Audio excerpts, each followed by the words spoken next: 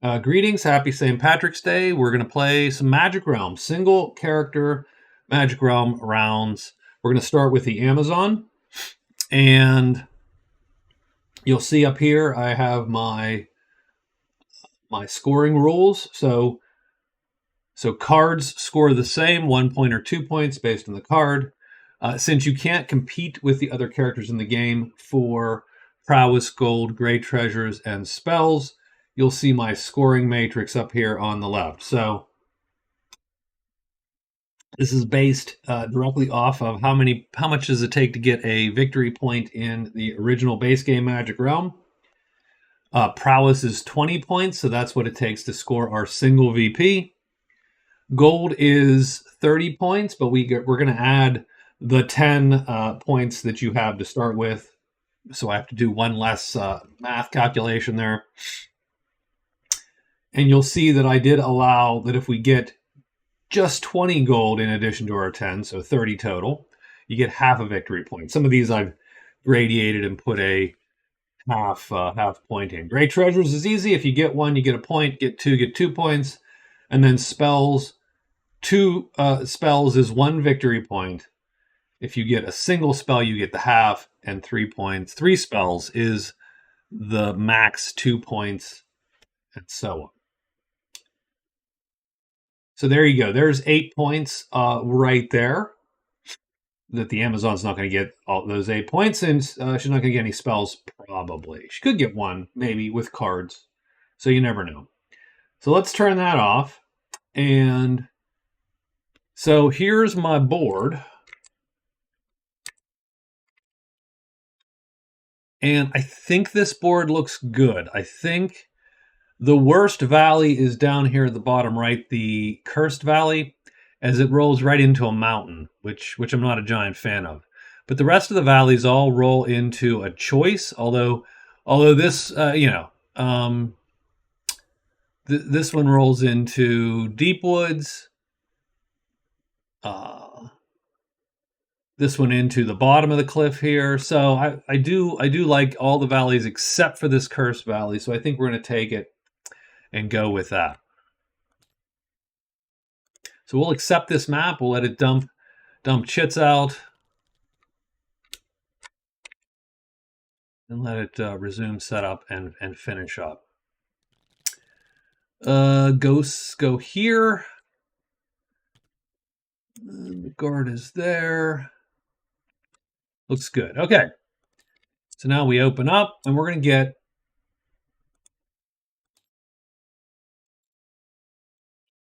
We're going to start with the Amazon. The Amazon is not my favorite character. She has some good stuff going on, but ultimately she is typically not my fave. So let's look at why. First off, the pros of the Amazon. She's got armor, so she's got good medium armor, which allows her to take things like the goblins, as a for instance, the axe goblins, so that's good. Her chits are great fighting chits. She's a good medium fighter. These M3s are nice. They do allow her to hit and kill, time 4 creatures. Her moves are fine, very, very light and airy, and not a lot of asterisks on the moves. Here's the cons.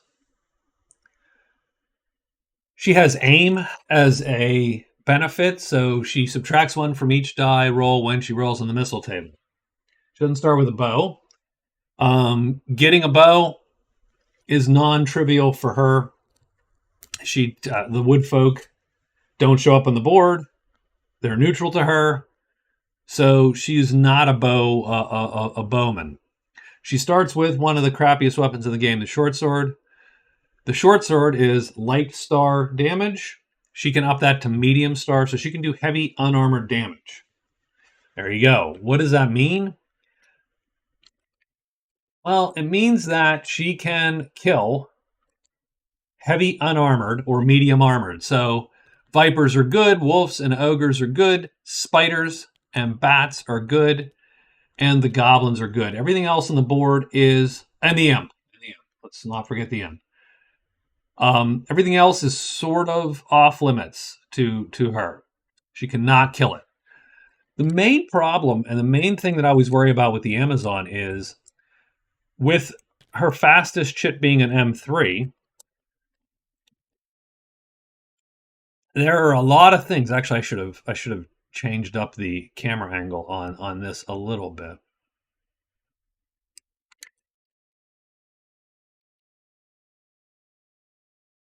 That's not good. Okay, anyway, there's a lot of things on the board here that she cannot kill and can't run away from. That's the problem with the Amazon. So with an M3, she cannot kill, I mean, she can't do enough damage to kill heavy armored serpents, nor can she run away from a time 3 serpent. She cannot kill a tremendous spider, but she can't run away from it either. Of course, the octopus, she can't kill it, can't run from it. That's a lot of people have that problem.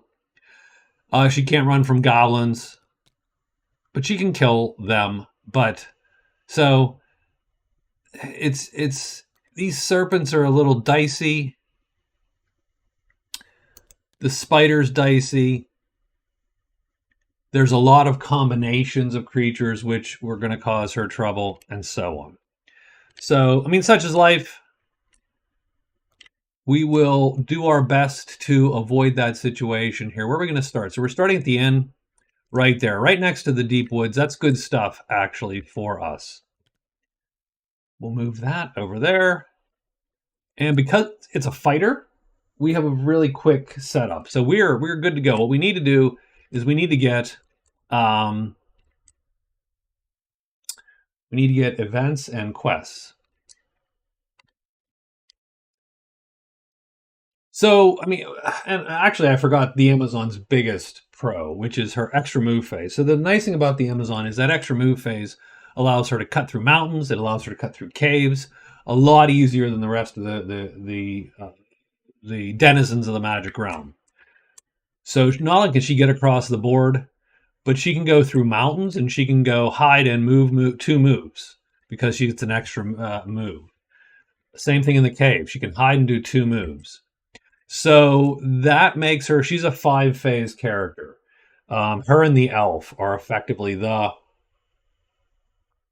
2 5-phase characters in the game that reliably, no matter what the situation, effectively are using 5 phases. The elf can hide and then do 4 moves.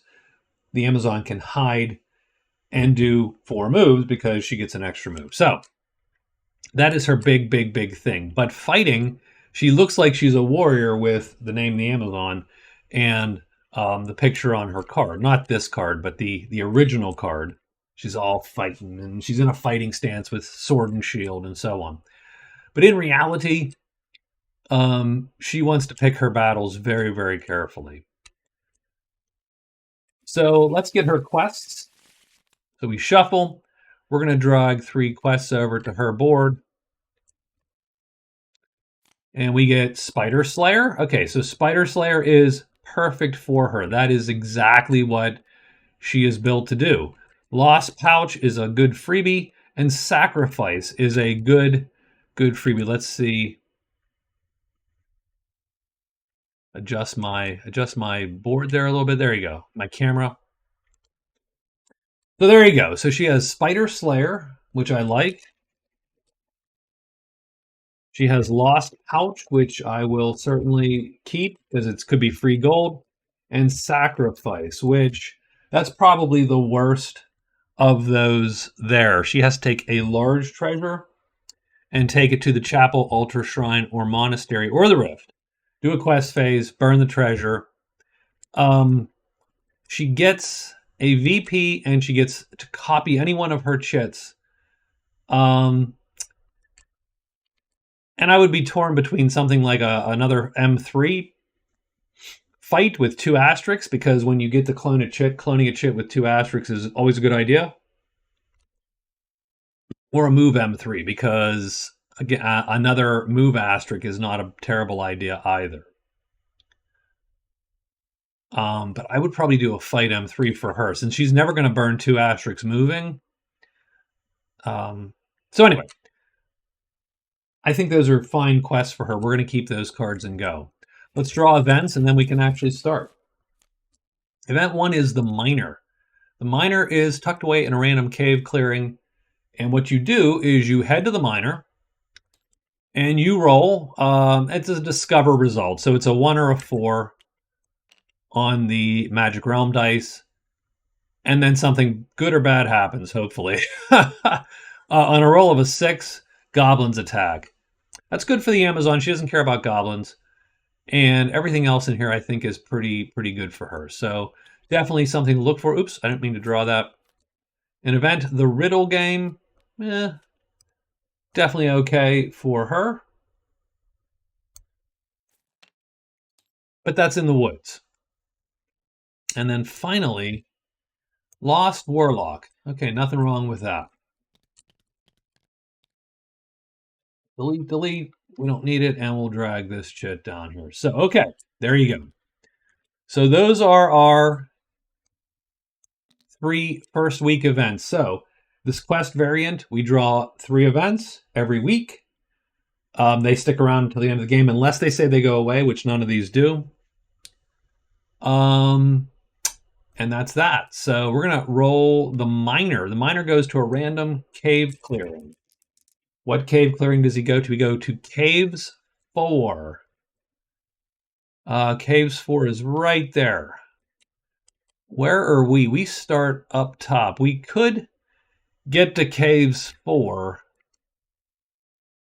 by going up and around to Borderlands 1 through here, so to 6 to 4, and then all the way through. That's a bit of a haul.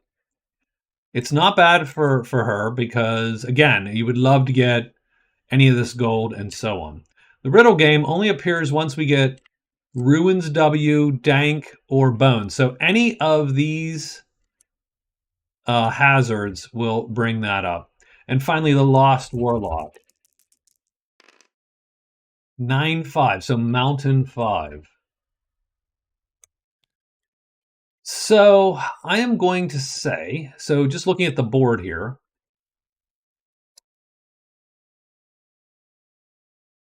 I think it's obvious. We head into the Deep Woods. That's pretty much all we can do. We head into the Deep Woods to see what the Deep Woods holds. Then we wing it around here into the Borderlands, see what that holds, and then make the move to either get the Warlock or get the Miner. Now, our quests, Spider Slayer, so that's mountains. We have a lost pouch. We have to roll to see which native group it belongs to. So that's a D8.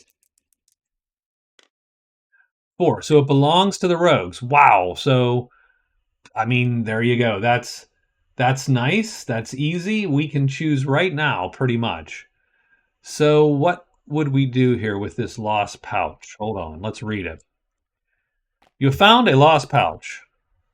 Roll to see which native group it belongs to. You may open the pouch and keep the contents by executing a quest phase. Gain 3d6 gold, lose 1 level of relation with the group, or bring the pouch to the group and they become friends. Well, I mean, I hate to say it. I will probably take my free VP. And you can do worse than making the rogues friends. Because we have no friends to start the game on the board. So I think friends is more important than 3d6 gold. I mean, don't get me wrong, 3d6 gold is a ton of gold. But having the friends on the board, I think, is also super useful. So I think what we're going to do is we're going to turn the pouch in. So first thing is first is we're going to turn the pouch in.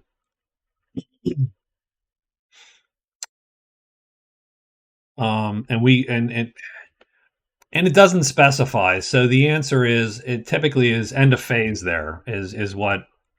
So I'm going to hide. Done. We're going to turn the pouch in. So that's easy. Once we do that, I'm going to execute a trade phase. And then I suppose the question is, does it behoove us to hire any of these guys? These guys are not necessarily any better than we are. They do take up shots, and so they're not upping our combat capability in terms of what we can kill, but they do sort of up our survival at the cost of a bunch of our money at first. Is it worth it?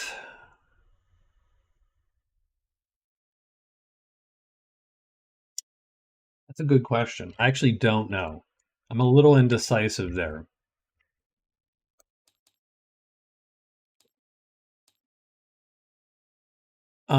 If we hire, we're also going to literally stick around for the rest of the day because you don't actually get them to follow you until the very beginning of the day, next day. So if we hire, we're sort of stuck.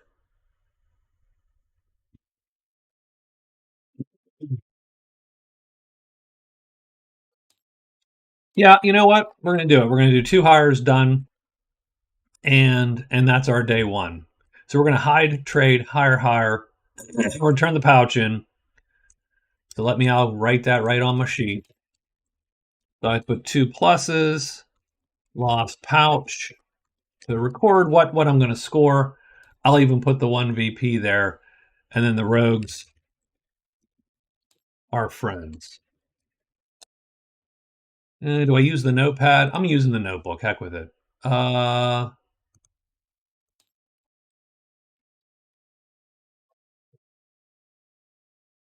Fiends, friends. So there you go. Okay, that's it. Let's do day one. So, oops, I need to copy some dice here. So we'll copy and paste some dice, paste them over there. And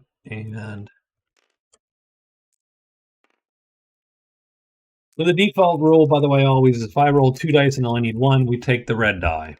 Done. 3. So we got ogres, wolves, goblins, and octopus for our first day. And we're going to increase the size of these dice a little bit. So the Amazon will hide first. She does. She's going to trade the pouch in. That's going to score her the point, get her the friends with the rogues. She will trade to see what they have. So that pouch just goes away.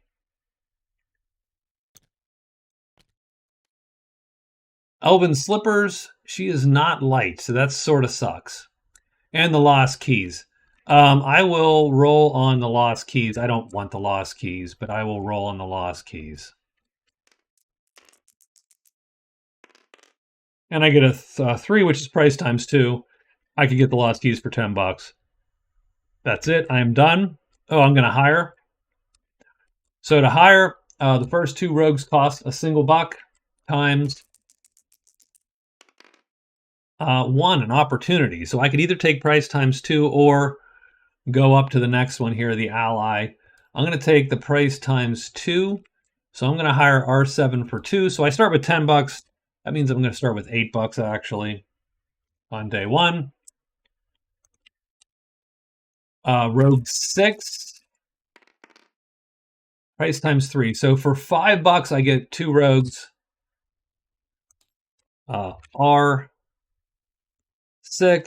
R7 till day 15, and we are done. The patrol's going to show up. Now, we actually, I think, like the patrol. So that's fortuitous, although now, both my friends are in the same spot, which... So we got 2 guys. They're M3 stars, so they can kill heavy unarmored things also. Like I said, they don't up our combat capability, they up our survivability. And since we turned in Lost Pouch, we now get a new quest card. So let's kick that over here. And we get Ghost Hunter. That would be great for us typically. The ghosts are in an awkward place.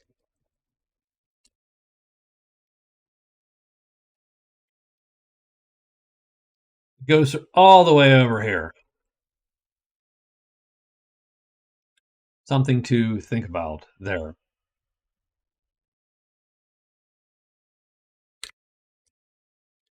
Um, You could keep it. You could go for the miner and then up and then over to here. So, I mean, you could do all of that. I don't know what the chance is of actually executing all of that. Frankly. So I think what your rough plan, let's say you really wanted to do all that, you'd go up and around, you'd come down here, she's still in the end, by the way. You would come into the borderland, grab the warlock on the way, pop to into Borderlands 4, into the caves. You have to find this secret passage, which you do. You hit up the miner, and then you turn in the warlock over here at the soldiers. That's sort of how you would do that whole thing. And hopefully, at that point in time, so if all goes well, you've met spiders, either in the deep woods or the mountain, killed them. Don't know if you found your treasure or not, but you pick up the warlock. Now, the warlock could be dropped off at the guard if you wanted to expedite that. But that's where we're going. Our first goal is Borderlands 1 for sure. So that's where we're going to end up. So what are we? I'm going to keep my Ghost Hunter and that's it. So we are going to hide. I'm going to execute. I'm going to hide twice. I'm going to execute 2 trade phases. I'm going to move to the deep woods. So I do want to see what's in the deep woods. I want to see if spiders could pop there. So I'm going to end just right here. And that's it. So it's day 2. And let's roll for day 2. It is 2. So serpents and demons could appear. Not the best. That's not a favorable roll for us. I hide twice. I am hidden. We're gonna roll, grab the patrol's treasures here and see what we got. We got Reflecting Grease, which is actually very good, and Flowers of Rest, which we have to make sure we see that at all times. So Reflecting Grease is good because what it means is, in any given combat, when she pops the Reflecting Grease, her armor does not get damaged. Or I shouldn't say that, does it? Let's look. Yeah, armor itself may be damaged, but any armor deflects wounds.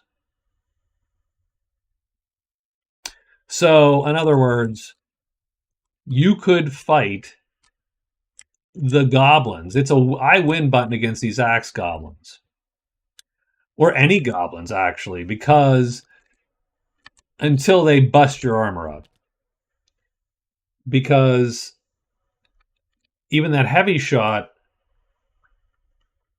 would get deflected and take no wound. Now, they'd bust the armor, and so you'd have to pay attention to that. I will roll on the Reflecting Grease 2 times with my friendly patrol. I'm going to get price times 4, which is $12 and no deal, which is fine. We sort of figured that. And then we're going to move up with our buddies into the deep woods and see what's there. So we're going to get Stink.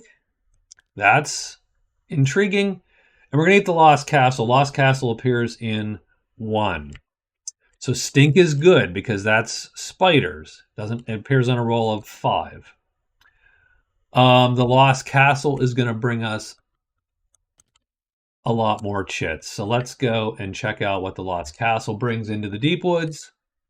Brings Flutter 1, bats and dragons. Slither 3, snakes. So a snake's going to appear there. Layer 3, that's too bad because we're going to have a serpents to deal with. And Patter. So this is Spiderland. Unfortunately, it is also today Serpentland.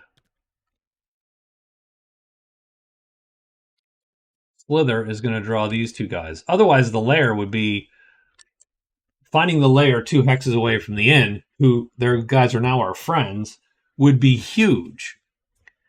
But now, a little dicier on it because that's one of the bad monster draws. We can't kill them. We can't. We cannot kill them, and we can't flee from them unless we sacrifice both our dudes.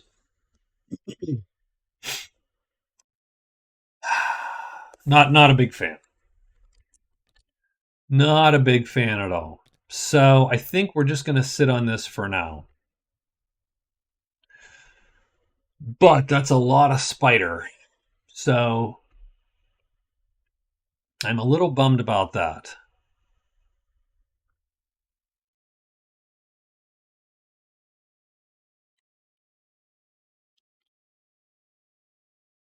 But I think the best move is to move on because I don't, because again your guys can't kill them; they can just die to them while you flee. So the best you could do is lure the snakes somewhere else, have your guys get killed, you take off, but then before you get spiders, it's just as likely you're going to get bats and dragons and other things which are mightily dangerous. So I think we move on. So let's work that. So on day 3, where are we going to go? We are going to go, and oops, can I get that locked?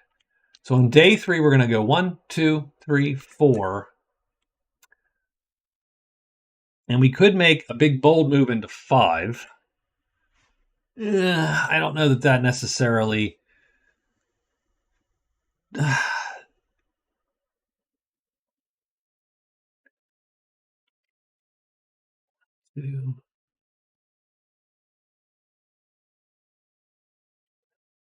The riddle game would be here. What are the rewards? I as a treasure. I mean, that's not terrible. I mean, we could pull up short. It just it sucks to not move, right?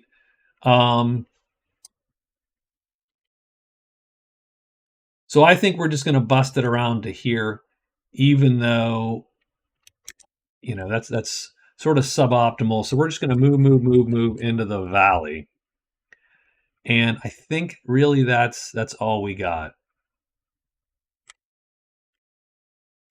So I'm going to roll a monster roll, but it's not going to matter simply because it's 6. So it's bats. So yeah, had we stuck around in here, then we'd also have 2 sets of bats to deal with. Not a big fan. So we go there. Nothing appears in the valleys, and that's an easy day 3 for us. So on day 4, I think our goal is to get to the Warlock.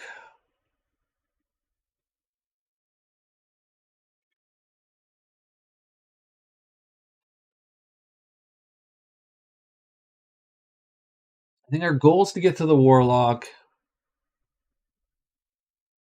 I think that's the best way to go. So I think we're going to end up in Borderlands 6. So we are going to hide, move, and then extra move to BL6. Done. And it is day, 4, I believe. So day 4, these single-player games go super fast. We have bats again. Only Flutter will bring bats. So I am going to hide. Let's roll our hide dice. We are hidden, and we end up in 6. And we get Stink, so that's trolls, and Howl 5. I don't think Howl can bring a bat. Yeah, that's only mountains. In caves, it is Goblin. Which, again, the first group of goblins, actually not a huge deal. Not a huge deal. I'm all for it. Especially with the 2 guys. The 2 guys are actually really good helping me kill those axe goblins. So that's actually a good fight for her. And then we can't flee. We can't do the trick where we flee out to get 4 moves because we have to go this way. So I'm going to go to 3 and 5 this time. So we have to spend another turn here. So it's hide, move, extra move to 5. And we're going to end up here. And then tomorrow we can get to the Warlock's spot there. So, it's day 5. And really, I should keep this up. That's the whole reason I have that up there. So I'm sorry about that. I'm a little lazy there. 3. So it looks like we are getting the goblins to show. So I'm going to go here and here. Am I hidden? That's super important, by the way, at this point. And so it looks like we're going to be hidden as we move into cave clearing 5. And Howl is going to draw us the axe goblins in 5.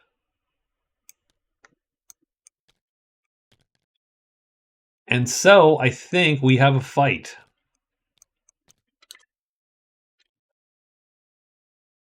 So there's the bad guys.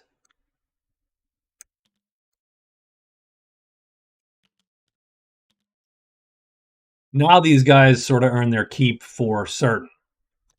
So on round 1, I'm going to slow play it on round 1. I'm just going to do like a quick M5. I'm going to attack this guy. So it's the only guy on my sheet here is this guy. He doesn't know I'm there because we are hidden. Remember, your natives cannot attack hidden. As soon as they show up, they're going to draw monsters. You can, though, do that. You can attack from hiding. And so that's what we're going to do. So we'll ready the weapon with some unrelated shit, but that doesn't matter because the short sword is not any better as readied. So we're looking for a 1 or a 4, and we get a 5. So he flops down to there, and then the question is, does he flip or not? And he does not flip. So that's round 1. That is done. So now what we do is we are luring 1 each. The rest of the goblins come to our sheet. Oops. The rest of the goblins come to our sheet like this. So over here, we're going to put this guy here and do that.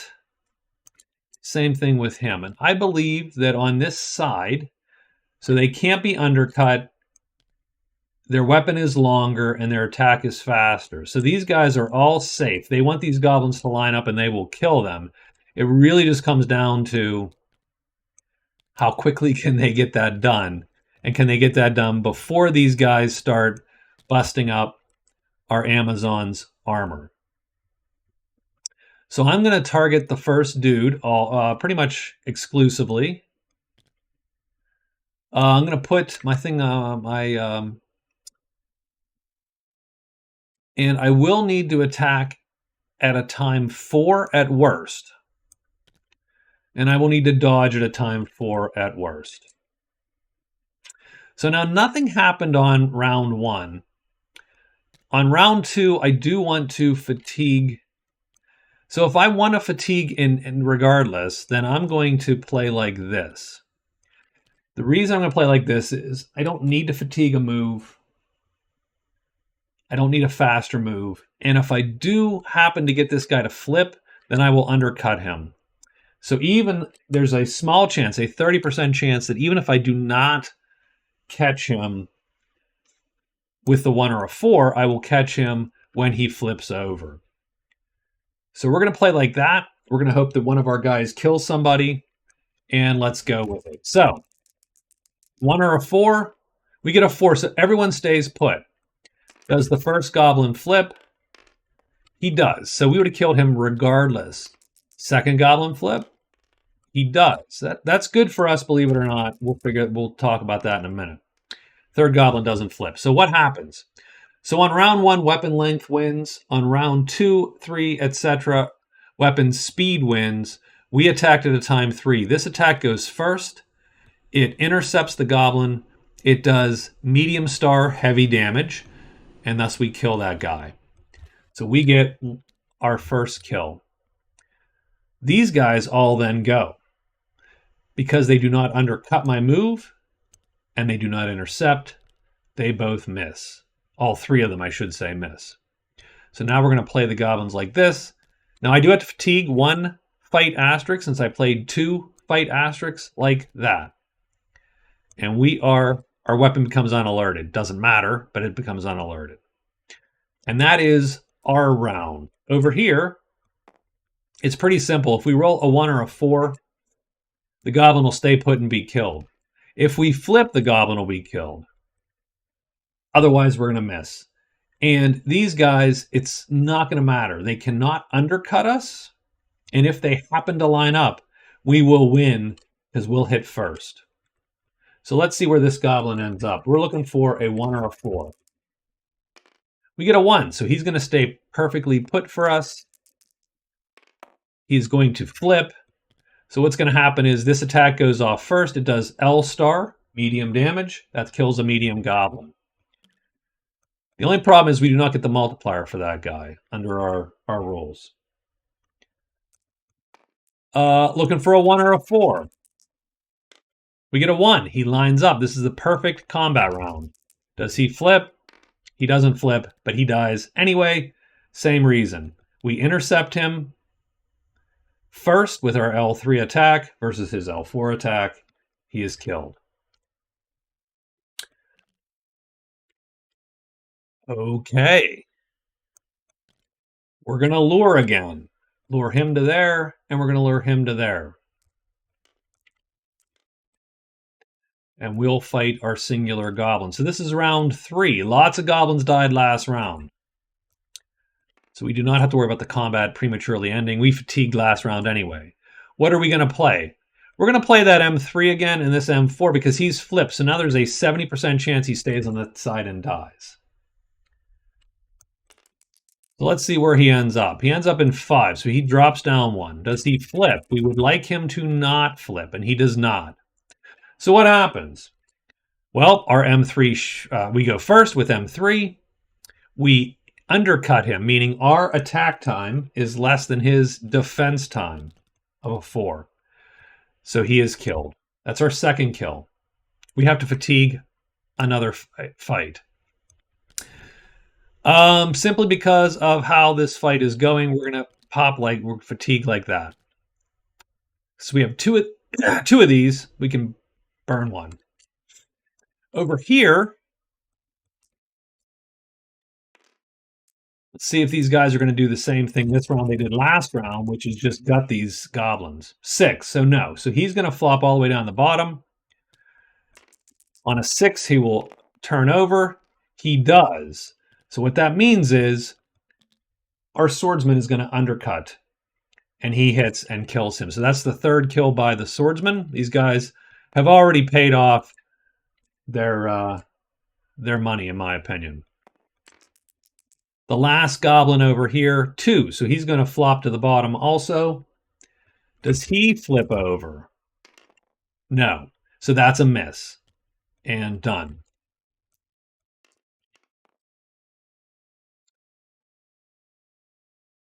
All right, round 4. This guy's going to take a breather. We are going to... we're going to play a move over on this sheet, giving us like a 2/3 chance to intercept now. And we're just going to be nice and calm and easy. L star attack still kills this guy, so we're still good. So let's see what happens. 5, so he's going to drop down 1. And that's going to mean that the Amazon is going to intercept. So she's going to get the killing blow. And so she goes into this, he goes into that pile. So 3 goblins killed by our hirelings, 3 goblins killed by us. 2 asterisks fatigued, no wounds, no armor damage. That was a great, great fight. Right? So for the ones that we killed, we get 1 multiplied by 2, 1 multiplied by 3. So 6 points total. So we get 6 prowess from there, plus 3 for the goblins unmultiplied. So we're going to score 9 prowess on day 5.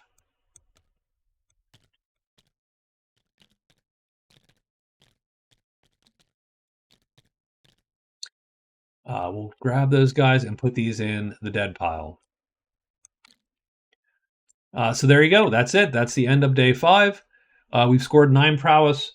If you recall, we need 20 to get half a VP. So Not super exciting, but we're almost halfway to at least getting a score.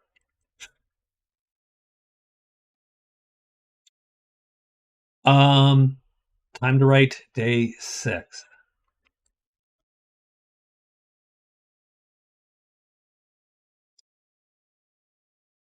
So the real question is whether or not we grab that warlock and do we head back or do we head on to the guard? I'm gonna say so. So for now, it doesn't matter because we have a different we don't really need to worry about that choice right now. We're gonna hide, then we're gonna move into the mountain. Done. Because one of these is an extra move. So let's just do that. So first thing is first. This is day 6. We're gonna get a monster roll for day 6. It's a 1. So we're gonna get dragons. A little disconcerting. We cannot kill any dragon on the board. So we're going to walk up into there. Are we hidden or not? On a roll of a 6, we are not. And so we're not. We have Dank. So Spiders here and Slither 6. Slither 6 might draw. Slither does draw into the mountains. And that is a singular guy, which we cannot kill still. So that stinks a little bit. Where is he? Slither 6. So he's up there. But we do have the Warlock now as our buddy.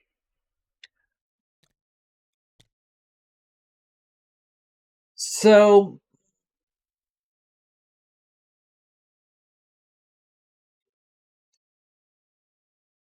today is the day we have to sort of figure out what's what.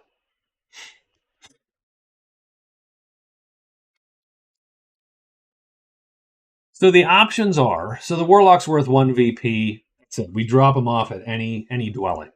So we could literally just walk, right, and walk down and drop him off. A 1, 2, 3, 4. We could even, walk back if we wanted a little bit. That's probably unsafe given that we don't know what's in that tunnel. We could do that. We could get the point. We could move on. We could stop short in the ruins to see what's in the ruin. Now we know the lost city's not there, but having said that, we've only seen one treasure location out of 8. So there's not a bad chance that this guy's going to pull up a treasure location. And drinking water on St. Patrick's Day, that's wrong. Something's wrong though. So we could go and uncover the ruin and turn him in later. We could just head back. So if the goal is to roll back into the borderland, right? So we could end up at Borderland 3 and 4 and into the caves. If the goal is to get to this miner and try to pop his quest, and the Warlock in tow, he's sort of a phantom follower, so we don't have to worry about leaving him behind or anything like that. He just comes with us. So if my goal is to get to there, then I can always turn him in at the soldiers. That's not an issue.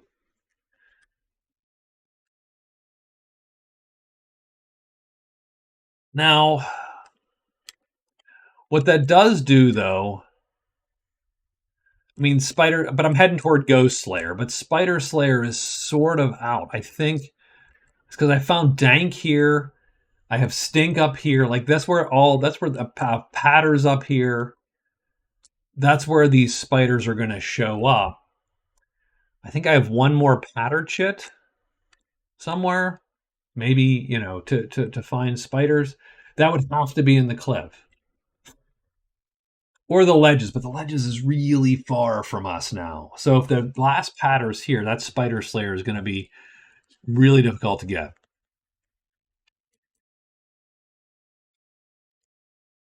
The next day, and so and this is all exacerbated by the fact that tomorrow is day 7. So I'm going to roll 2 dice. There's 2 chances of getting a spider here in Dank.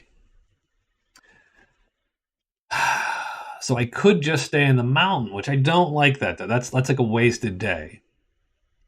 especially because cutting through here, this is going to take 1 day, 2 days, 3 days, let's say 4 days to find this, at least 5 days to get. So it's going to take a whole other week to get to the caves.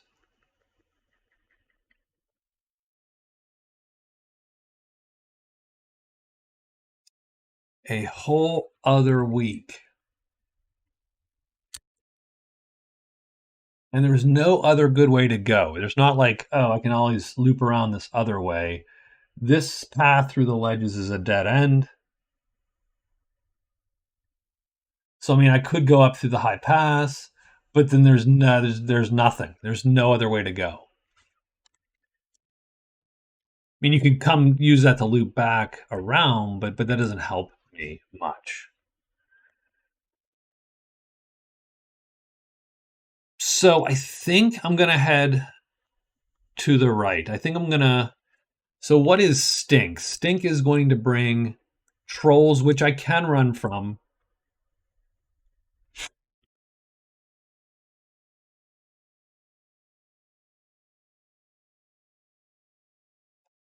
If you do Foul again, it's the Spear Goblins.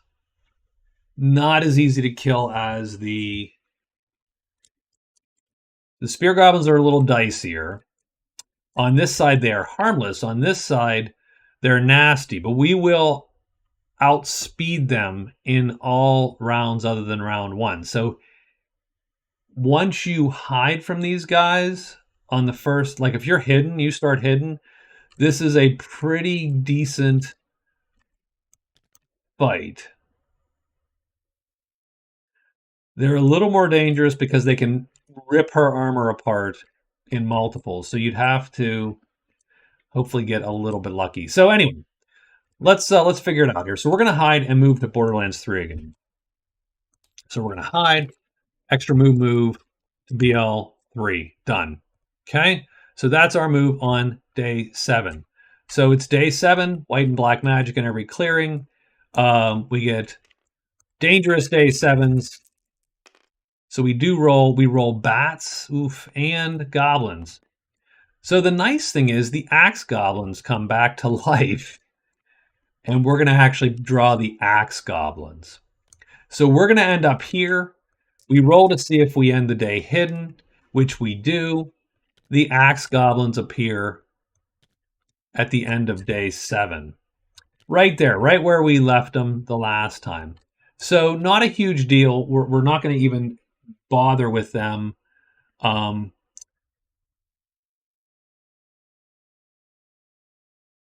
But if they're on the prowl tomorrow, then it's axe goblins coming to get us, and we've already proven we can deal with them. And frankly, I could use another 9 or so points. So it is day 8, and that means we're going to get our second set of events.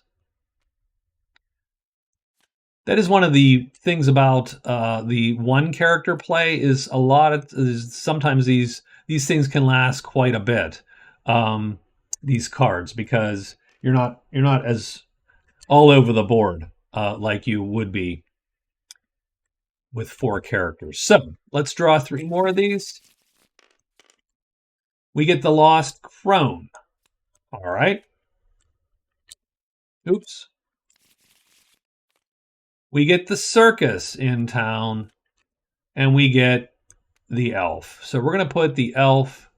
So the elf's easy. We'll put him in any old dwelling. So we're going to get the elf. We're going to get the circus.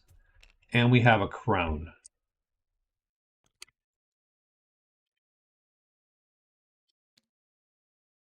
So the elf is going to go into one of these dwellings. He goes to 5. He's going to go to the large campfire. I'm going to take the campfires there. We'll put the elf on it. And he is good to go. So that's done. Let's find where the Lost Crone is going to be. The Lost Crone is lost. 8-5. Ledges 5. That puts her there. Oof, that's all the way across the board. Finally, the circus. So the circus goes to a specific location. 6. Borderland 3. So the circus is in Borderland 3. If you end the day there, you get a blowgun. So, oof. So it's literally we are hidden, and the circus parades in with its calliope music, right? The whole shebang. But that's not to. It's not until day 8. So we have to end day 8 there. Now, what this does for us is it gives us a blowgun, and the blowgun will take any tremendous creature, knock it out, and then we drag it back to the circus for the points. It is a huge, huge, huge boon.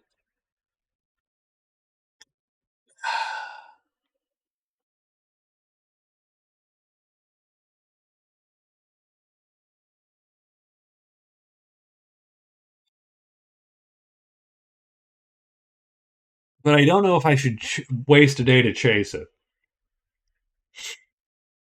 I'm already going to burn 2 days, 3 days, probably 4 more days getting to the miner. And then who knows how many days trying to pop the miner's quest. This could be the end of the Amazon. I mean, I've only scored a point so far, so it could be a fool's errand to do that. So I think we're just going to move on, and we're going to move to we're going to hide, and then extra move, and then move to 4. Done.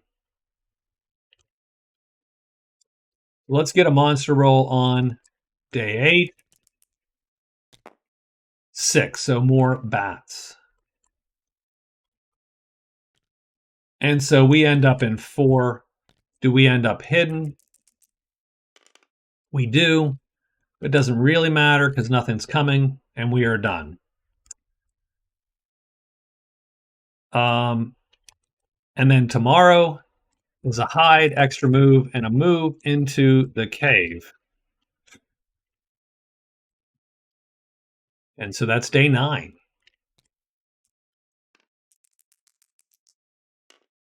And it's dragons. Okay, so there you go.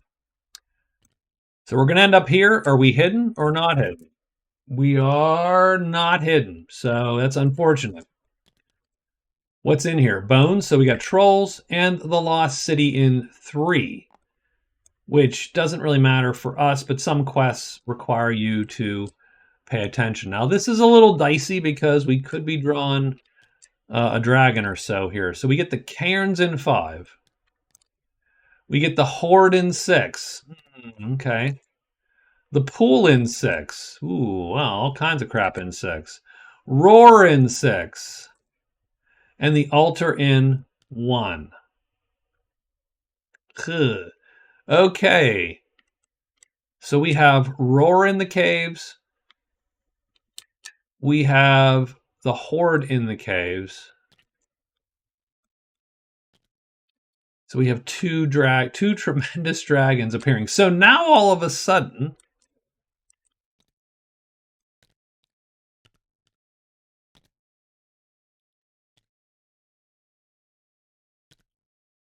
if only one of those would show up, we would head immediately back to the darn circus and grab that tremendous blowgun and take one of those dudes out. So 4 of the 8 treasure locations appear right here. This becomes a hugely dangerous spot to be in. And it's only going to get worse, frankly. I don't love it. I don't love it at all. And both of these are fine. We can run. But the pool, if it pops, we cannot run from. The cairns, if it pops, I don't think we can run from her either, that giant spider. Nope, can't run. So that's, I mean, we can feed them a rogue, but we cannot run. So, I mean, this stinks. And it stinks doubly because putting myself in the other end of that cave is a little bit of a disaster also. For these very reasons.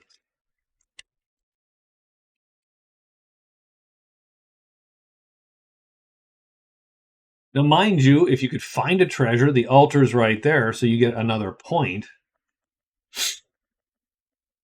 Man, I don't love how this. I don't love how this map has turned on me. So if we do the miner, that's a point. If we get past these creatures, that's fine. So we get past the creatures. We head out there. We get the ghost hunter. That's 2 points. We turn in the warlock is 3 points. So that scores us 3 points. And we still have to make our way through there. And that's a bit of a mess. So you're looking at 3 points, maybe a treasure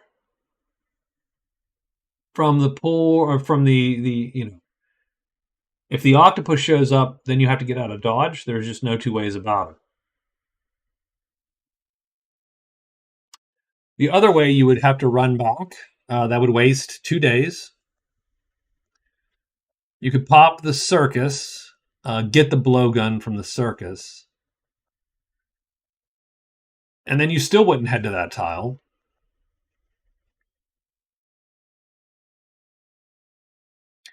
Blowgun would be amazingly helpful if something like the spider popped. Frankly, that's really the reason you would do it. And we're going to be here a long time. And you're talking 1, 2, 3, 4, 5 out of 6 rolls are bad in this tile.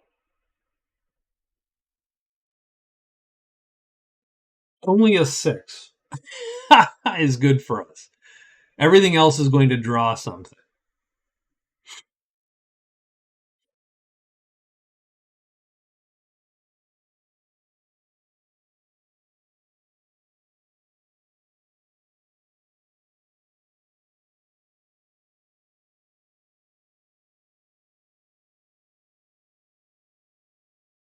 If you do back out, then I think your answer is.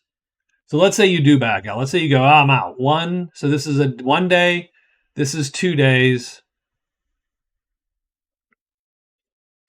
I think you kill these goblins again. You head down here to turn the warlock in. You're going to get 1 point there.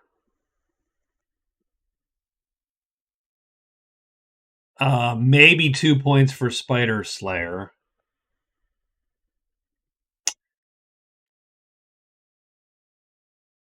So I think that's the problem. So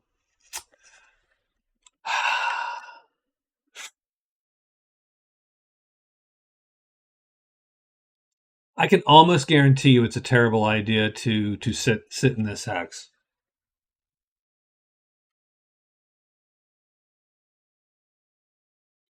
So let's say you spend 2 days searching for this widget, and a couple days dealing with the miner to try to help him find his thing. In the meantime, you're going to have filled up on creatures in here. And so it is very likely that your way will be blocked.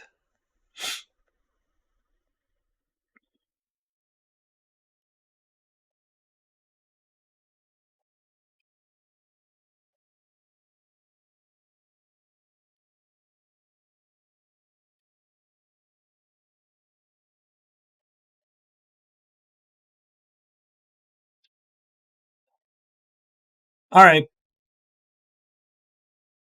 Literally it's 50-50. I could push forward, but my guess is I'm gonna have to spend too many days in this cave. I hate to go the cowardly route, but I think it's the prudent route is to get out of dodge. I don't think we can deal with this. This is a little less heat. I think we're in good shape. But because it's so bad, now that does cut us off in a lot of ways, though. Because now you are effectively just looking for, say, the shrine to turn a treasure in. Like your options become super limited in terms of what treasures you can get. So what I'm going to do is I'm going to head back to 4. And actually, I'm going to make a big run. I'm going to go 1, 2, 3 into 6. And try to move with a little bit of speed here.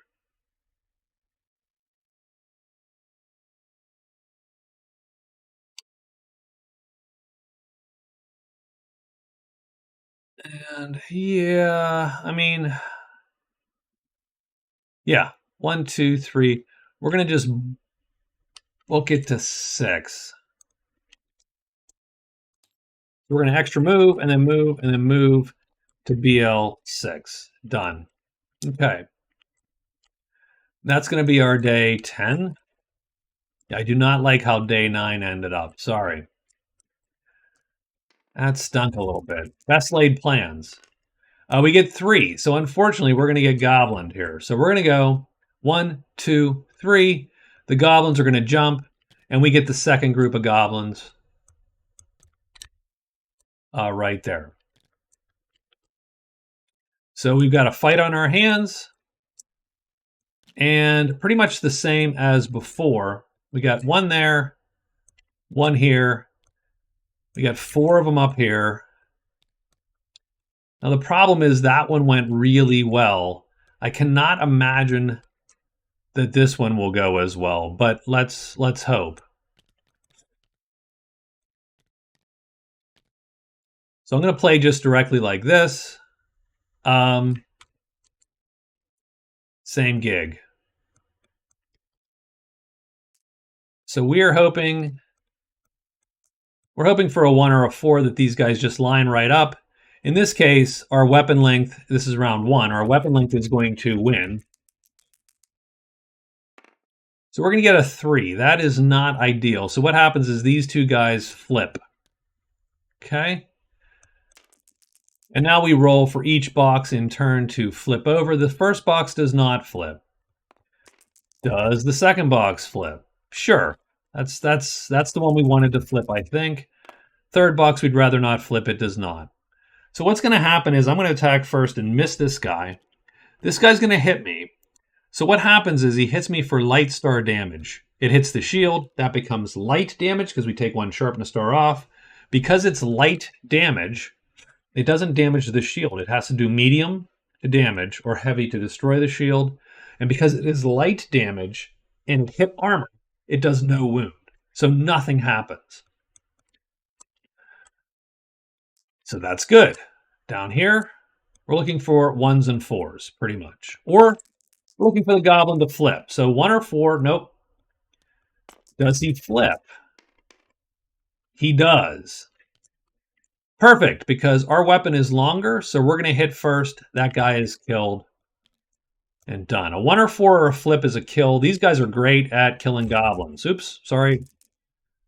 Red die counts because I rolled 2 dice. It's a 2, so he's going to go to the bottom. Does he flip? He does not flip, so everybody misses there. Done. All right, that's round 1. We're going to lure one of these guys out down to him. We'll swap these guys back. But now, my weapon is readied. That doesn't matter.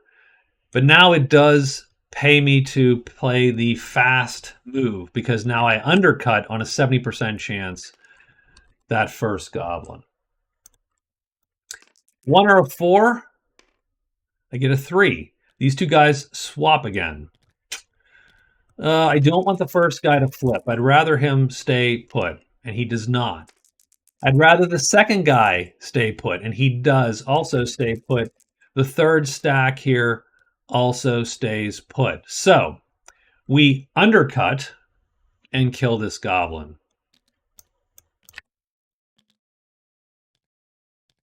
We have to fatigue 1 asterisk, and we'll fatigue that guy.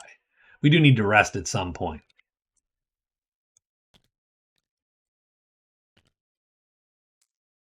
Down here, we're looking for a 1 or a 4 or a flip. A 2, he goes down to the bottom. Does he flip? 6, looking for a 6. No flipping. So everybody's going to miss there. Right here, we're looking for a 1. We get a 1. Does he flip? Doesn't really matter, does it? It doesn't. He intercepts and kills him. So we get 2 killed by our guys and 1 killed by us. So we're going to drag one guy down. We're going to target this first dude. I think we slow play it. We don't need to fatigue this round. We're looking for, you guessed it, a 1 or a 4. We don't get a 1 or a 4. We flop him down there. Does he flip, though? He does, which just means that next round it makes a lot of sense to play the M3 chip. So that's going to be next round. This round we miss, and we drag these dice down here.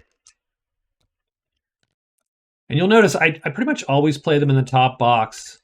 I always go for the 1 and 4. It just makes it easier to parse the combat for me, even though it's a little dull. 5. So he's going to flop down to there. Does he flip? This is the key. He doesn't. So that's a miss.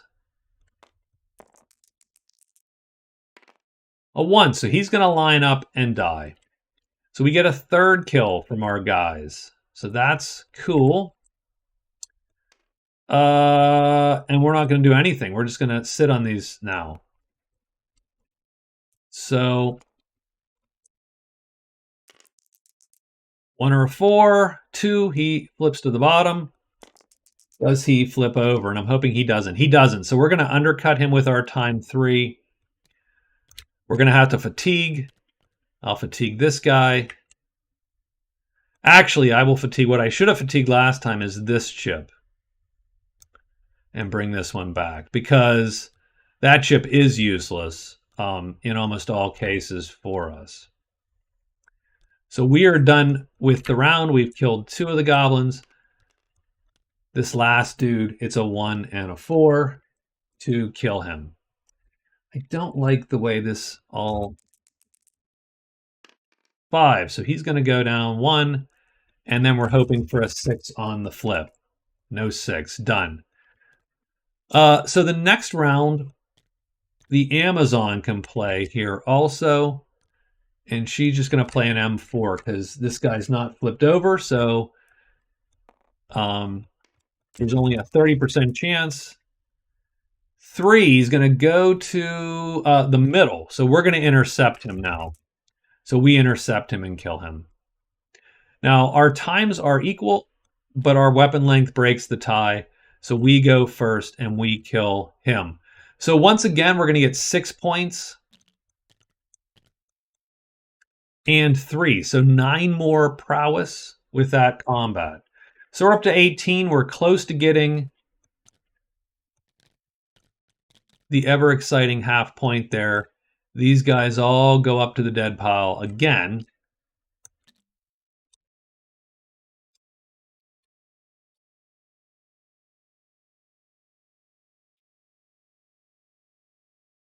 And that's it. That's what we got.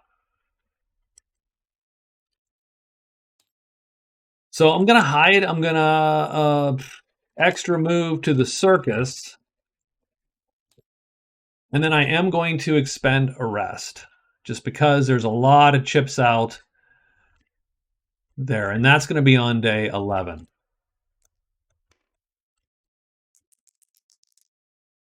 Let's roll it. We get dragons this time. That's a little bit of an easier one to deal with. So we move up to the circus here. And we are hidden. No one comes. Nothing happens. What I tend to do is I'm going to copy the chit. What this represents is it represents a special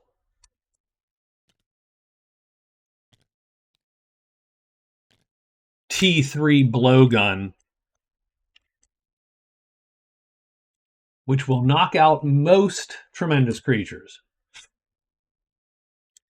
The ones that it won't auto knock out are these super fast guys.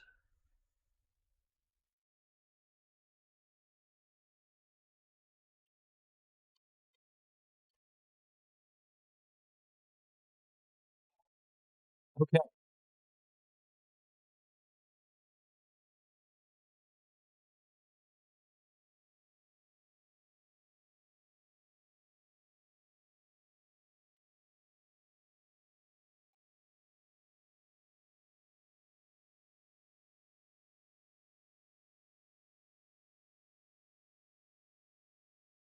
So now at the very least, were we to go back, we get like one get out of jail free card with one of these tremendous monsters. So we at least have that going for us. If we go down here, we're going to have to deal with the spear goblins. That's just, just where we're at. We're going to have to go with these spear goblins. Now, if we look at the spear goblins, then I believe that hidden they are no more dangerous than the axe goblins. They're a little more dangerous to the Amazon because on their flip side, they will rip through armor. And so that could be bad. But on this side, they are harmless if hard to hit. And then the other side, we will hit them first. So it's a lot like the axe goblins in that if they're not flipped, they're not dangerous, but we have to intercept them. If they are flipped, we will undercut them. And so you typically play them, you play one, 1, and then a stack of them. You try to hit the one stack, you cover your move, and that's the best way to go. The rogues, they take one each, and they're pretty much immune to the goblins because of that, because they're faster, effectively. You want to be hidden because on round 1, if they flip, they're longer and they go first because those spears are pretty long. And we would kill them not only for the points again, but then because you would run through, you'd hit up the ruins, you would go turn in the warlock at the guard. You would hope to find a tremendous monster here. Like largely, you're getting out of dodge, and you are banking on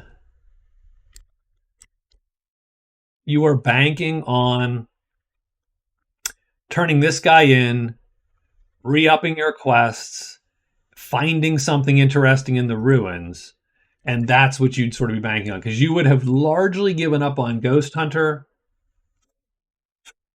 I think the other option that we have right now is to, now that we have the blowgun, go back and effectively do the cairn. But man, being in the dark and in the caves is such a bad move unless you have something like the Shielded Lantern. You're only going to get 2 searches, so I just don't like that. So I think what we're going to do is, we do get a rest, by the way, so that means we're going to pop that like that. So what I am going to do, does the circus move on? Nope, only until we bring it something. So we are going to try to get to the ruin. So what we're going to do is we're going to hide twice and then move into the extra move goblins. Done. So we're going to hide 2 times. We're going to extra move into the goblins. It is day what? It is day 12, I believe. Yeah. So hide twice. Move into the goblins. We have a move chit there. There we go. So what's the roll for day 12? I hope it's not more goblins. It is bats. That's okay. We do not get bats in here. So we're going to go to the goblins. The question is, are we hidden? This is key. We are hidden. That's good. It's good because on round 1,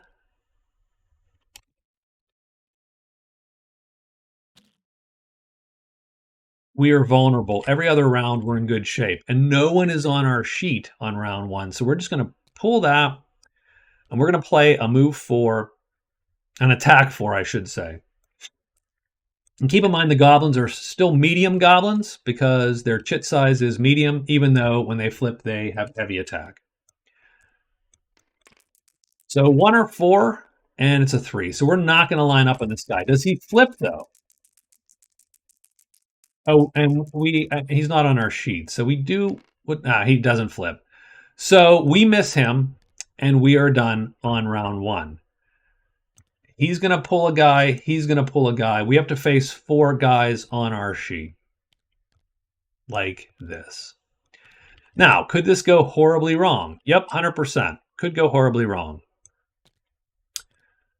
So I'm going to play this M4 like this, and we're going to target like we have done the first goblin there. So what numbers are we looking for? We are looking for a 1 and a 4, like always. We got a 3. That is not good. So 3 flops these 2 guys. So now we're looking for them to keep... Ooh, he's going to flip. That's the worst thing that could happen, by the way. I'm hoping the second guy flips at this point, just to make that... So he does also. And to be honest, I'd really rather if these other 2 guys would stay not flipped. They are not flipped. Okay, fine. So what happens? Our 4 attack goes first. It hits this guy because it undercuts his time and kills him. So he is dead. This guy intercepts me, though, and hits me. He is going to do heavy damage to the shield, which is going to break the shield. I should have actually let the helmet take it. I put that over here in the busted side, and it does a wound to me. So I am going to wound that. Yes, that shit. Done. I do not have to fatigue, but I did have to wound. And I am done for this round. Now I'm hoping that we get lucky and we get like 1 kill down here, at least. 1 or a 4. We get a 6. Not ideal. Does he flip? That would be good too. He does not. So that's a miss. Let's go down to the bottom. 1. So he's going to line right up. Does he flip? Not going to matter. Does flip. This attack goes first. It's a time 3. It's going to hit him for medium damage and kill him. Done. We're going to take this guy off the sheet. And we're going to go on to round 3. So round 3,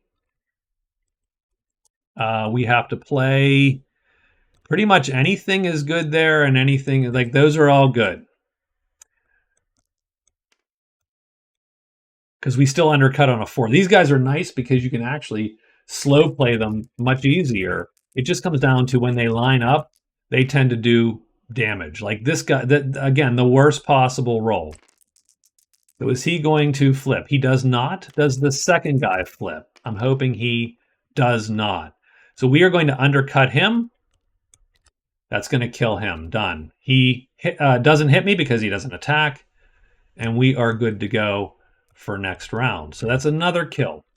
Down here, we're looking for a 1 or a 4. A 4. So he's going to line up and kill him. And then down here, we're looking for a 1 or a 4. 1. Perfect. That was a great round. And now we're going to just let him lure. And we are going to target him with that. So now we have a 2/3 chance of killing this guy this round. And so 6, he's going to actually go all the way to the bottom, which is not ideal, by the way. And then he is going to not flip. So that's actually 1 round where nothing happens, which sort of stinks. So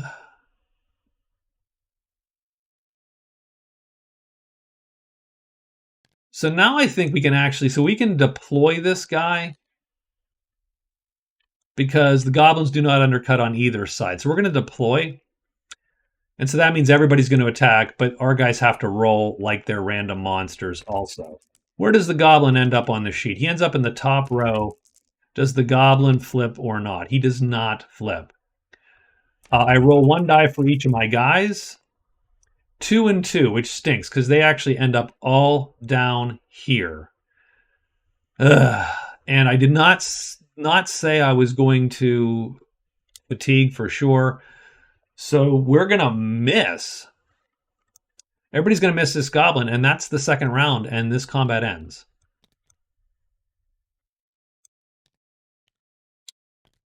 That stinks a little bit. Just because. So I get 3 points plus 3. That is 6 points. That is 6 more prowess. I haven't been keeping track up here. But that is 24 prowess and 5 gold. That is going to give me a whopping half point.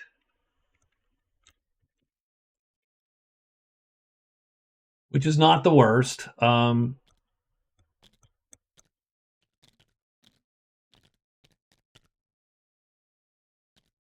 main problem is though it's effectively -7 gold with that also. So it's a little dicey there. This goblin though returns to that spot. I would stay and kill him, but the simple fact of the matter is I really need to get out of dodge. But I can't just walk out because this is a double move. So I have to play a hide and then double move into the mountain. So if I blow the hide on day 13, that's going to stink. I will get to kill that goblin, mind you. Spiders appear. So we're hoping not to blow the hide. So let's roll our hide roll. We only have a single hide roll here. We do not blow it. So we hide and get out of dodge. And that's the move. And a spider appears. So that is very fortuitous because we still have Spider Slayer to deal with. I'm definitely going to let this guy take that spider for me. I'm definitely going to play, I think, this chit. Yeah, I think that's fine. So round 1, Weapon Link wins the day. He's going to get intercepted by our guy. He does flip over, but again, Weapon Length wins. So our guy's going to do heavy damage and kill him. And that's it. That's the round. And so we're going to get 2 things there. We're going to get 3 extra prowess. So we're up to 27. Not bad. And we're going to get Spider Slayer off the books. Again, not bad.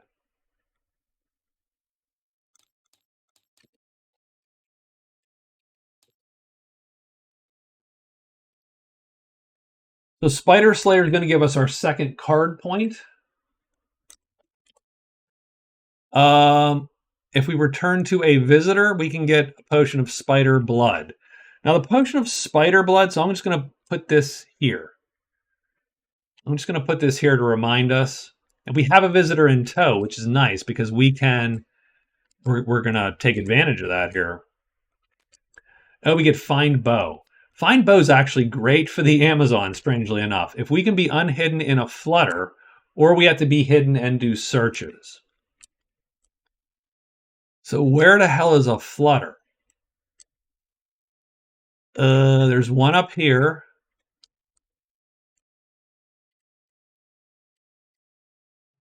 There's one up here. That's the only one we've seen. A bow makes the Amazon really formidable. That is a good thing if we could manage it. But I don't like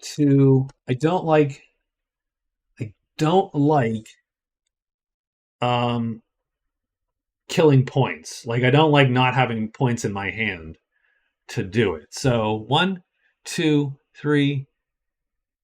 So what I'm going to do. Oops. No. Oh, we're not in. Okay. Ugh, okay. Whew. Oh, that's wounded, by the way. And he goes to the dead pile. So there we go. There's the dead pile.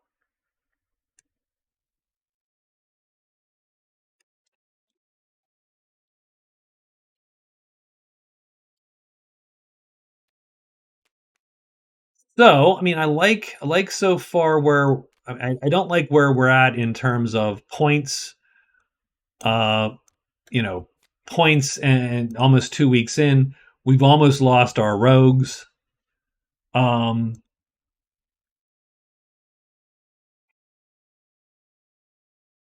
love that. I do love the 27 prowess.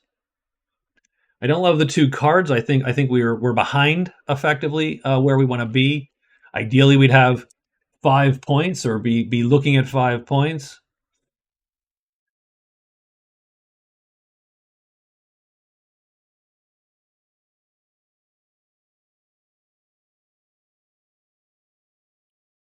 So I think our options are today. Our options would be to either run down 1, 2, 3, 4. And we can run from the guard if we need to, but we ideally don't want to, because what we want to do is we want to turn in our cards. So if we could hide and go 1, 2, 3, 4, as a for instance, turn in the cards. I like the fact that I have exclamation points there, but that's not really turn in our cards. So turn in something like Ghost Hunter for sure, maybe Fine Bow, and so on. That's sort of what you would do. And so you get the visitor, so that would be 3. That'd be our 3.5 points. You would turn in and get the potion, the Sharpness Star potion. The nice thing about the Sharpness Star potion is that means things like these dragons. That dragon is killable now because he's heavy and armored. So we would up our weapon by 1 Sharpness Star, and now all of a sudden we can kill tremendous unarmored creatures or heavy armored creatures. That also makes this clearing valuable again. Now, that's a little bit of a haul, unfortunately.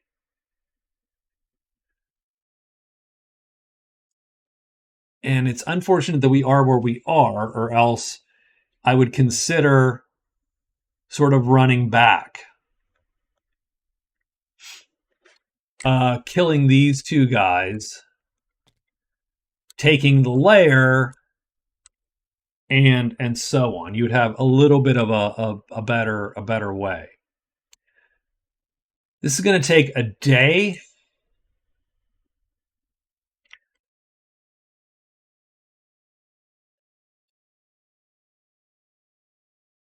Is there anything at either of these locations that really behooves us? I mean, strangely enough, the Flowers of Rest would be sort of awesome to utilize. You would just pop it, you rest all your crap back.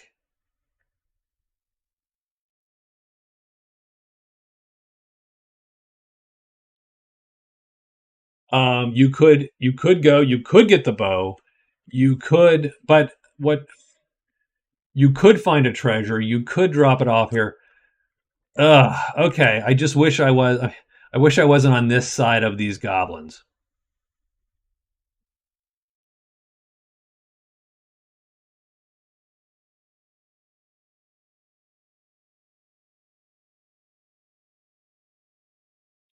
But that's just where we ended up. So what we're gonna do is, I wish I'd have killed them. I wish I could have. I wish I'd have managed to kill the goblins. Actually, more to the point. So what I'm gonna do is, so I have a 2-week plan here for the last 2 weeks.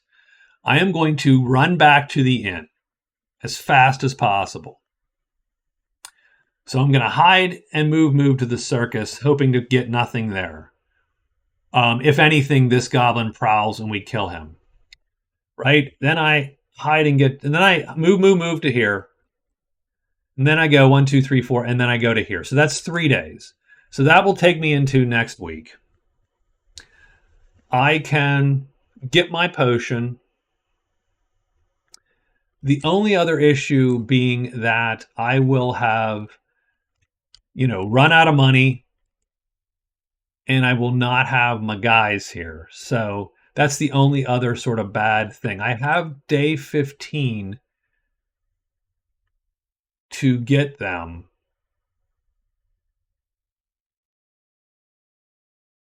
But I'm in a bad way there.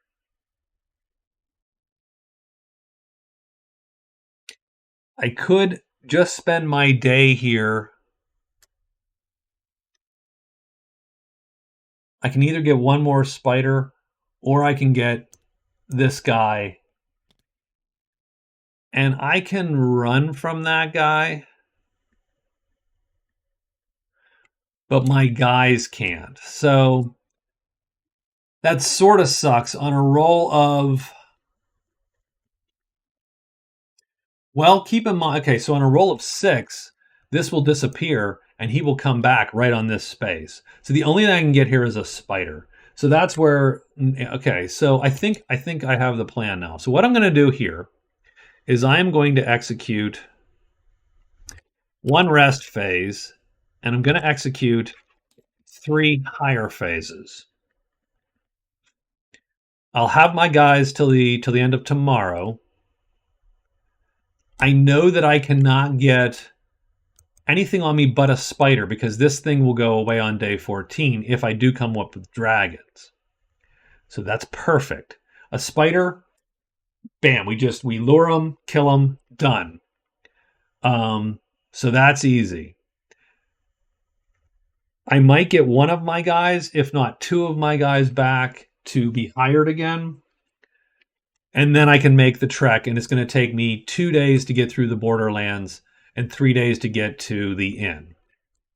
Then I'm going to execute the plan where I go up here, kill these serpents with the potion,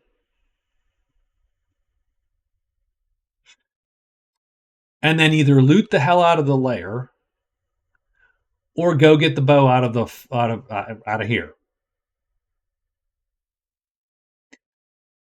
If I get a treasure from the lair, or do both, if I get a treasure out of the lair, I can take it to the chapel and turn it in, potentially. And so you're looking at, Find Bow does not give me points. I will turn Ghost Hunter in. I might turn Find Bow in, maybe.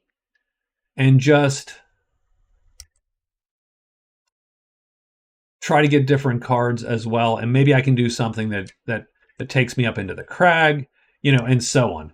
Maybe this dragon pops, in which case we can drag him to the circus to get that point, and so on. So I think my last 2 weeks are going to be effectively up here and not where I spent the first 2 weeks, which is here. And that's my goal. But for today, we're going to rest once, probably get the wound back. I'm missing a chip, by the way. Yes, I am missing this guy. So I still have this chip in play. Probably get the wounded chip back. Or maybe this M4. This M4 is actually more important to our overall strategy than the M5 there. Because most of the things we would want to fight, we can kill with the L4. So, all right. That's it. We're going to rest and we're going to hide. Let's get our monster roll for day 14. I feel good about that decision, for better or worse. We'll see how I feel about it in 1 second. I'm going to get bats and spiders. I don't think bats are going to appear, but the spider is going to appear. So let's flip over there. First thing is first, this guy comes back to the board. Nothing else returns, and we are done. It's day 14. There's gray magic in every clearing. So we might as well just drag this down right now because we're going to have to fight this guy. But what we're going to do is we're going to rest. We're going to do 3 higher rolls on our 2 guys. And they're friendly. So we're on the friendly chart. And we're looking for really price times 3 or price times 2. And maybe, hopefully, we can get both of these guys. We get a no deal. Price times 4. Ugh. So we could get one of them at $4.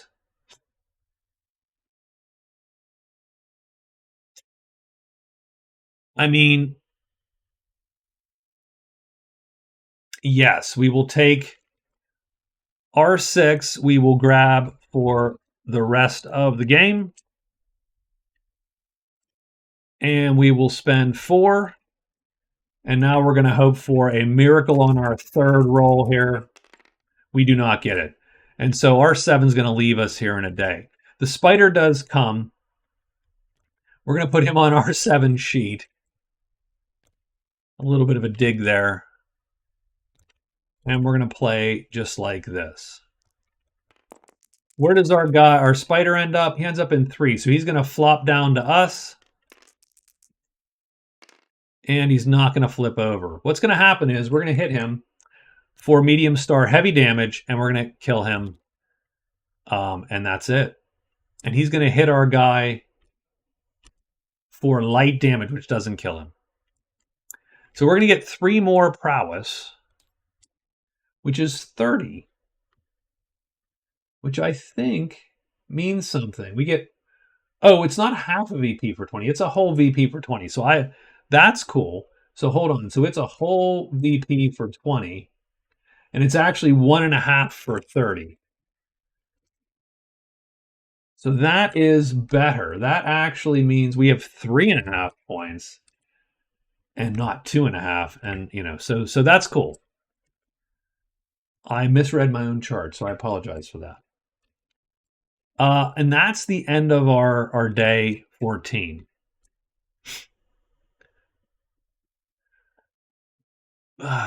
Okay. Before day 15, we have accomplished so little in terms of getting these done. We have a Goblin Horde, the Archmage's Tower, and Amazing Weather. Now, I have tended to skip that on previous solo runs just because it's weird. I don't know, weirdly unfair. You know, I don't know if it's unfair on solo runs, you know, to not see it versus see it. I don't know how I feel about that. But then how's that different from it getting on a 4-character run? Like those 4 characters have an advantage over all the other 4 characters that we ran. So I like the Amazing Weather.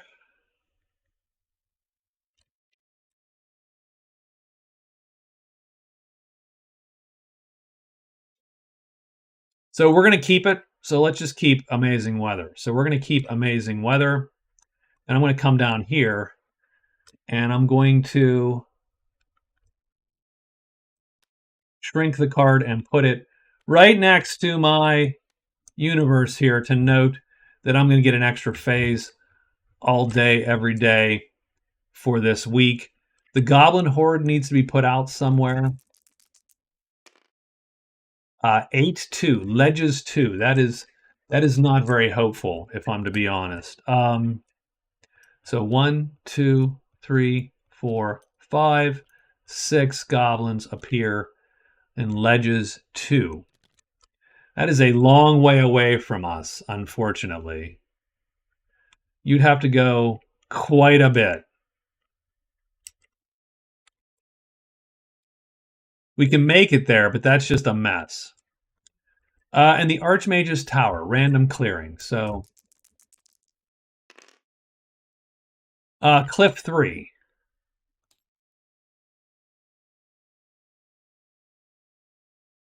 Did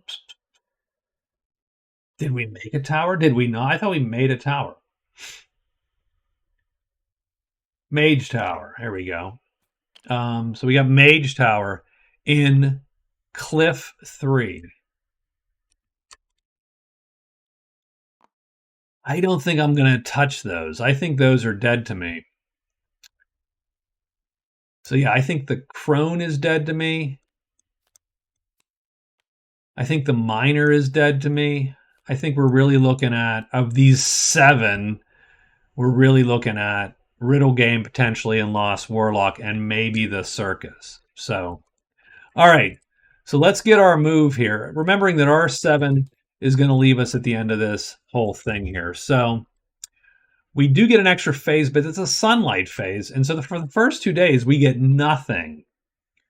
We're going to hide once and end up at the Circus. So we're going to hide once, extra move, and we're going to end up at the Circus. Done. R7 leaves at the end of the day. Okay? And that's it. That's where we're at.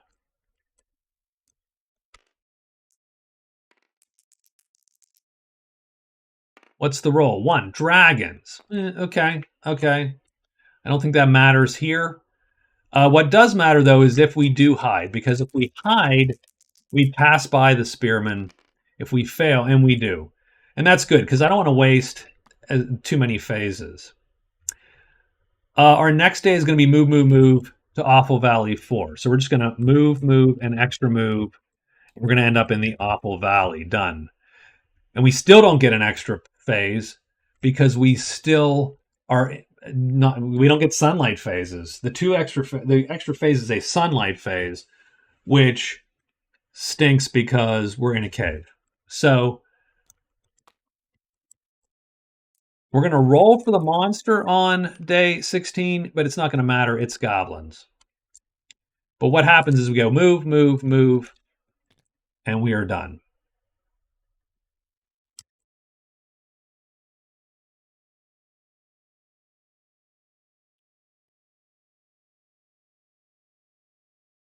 And now,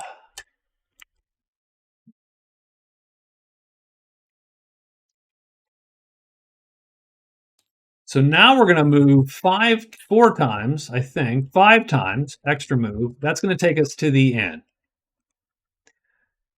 We're going to turn in the Warlock. That's going to score us a point. We will get our Spider Potion. I'll write that here. So we take a potion. We're going to endeavor to end our day here. So we also get another extra phase because of the weather. And I'm going to take a rest for my extra phase. This is the first day we can make use of this phase. I'm going to take a rest. So let me roll. I don't know that anyone else can show up at the end, but let's see. 4. Giants and Trolls. 1, 2, 3, 4 extra move and an extra rest. And I think we are going to pull that shit back. And we get our Warlock. So our Warlock is also friends.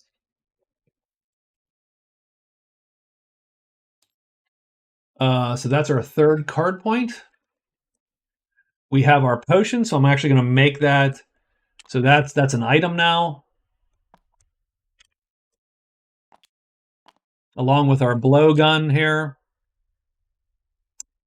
And at the end of the day, I'm going to absolutely get rid of Ghost Hunter, and then I have to decide on Find Bow. So the thing about the Find Bow is, because we have a Flutter out, it is so easy to do this. It's literally just end a phase there, unhidden. So easy to do as long as there's not a monster there.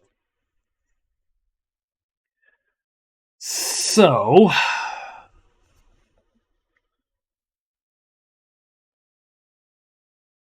oh, crap. Let me redo that. Sorry. So, I'm going to redo this move because I did not quite pay attention. So, I'm going to do the extra rest first because as soon as I move to the inn, the flowers of rest kick in and all my fatigue immediately goes away. So I rested first, I moved, and then this immediately comes back and we're good to go. We still do all the rest of the crap, but we just get a free rest there. So that I originally was planning that effectively, and I just forgot. What else do these guys have? They have the Reflecting Grease, which is good, but I don't have the cash for it. So we are gonna have to just plan with what we have. So what I am going to do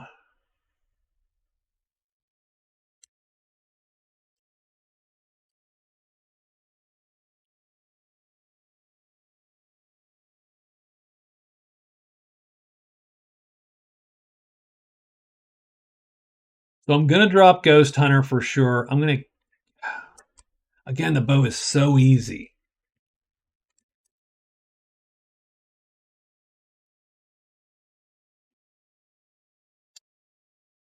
Getting 2 cards potentially is great, right? It's another chance to get something like Find a Lair.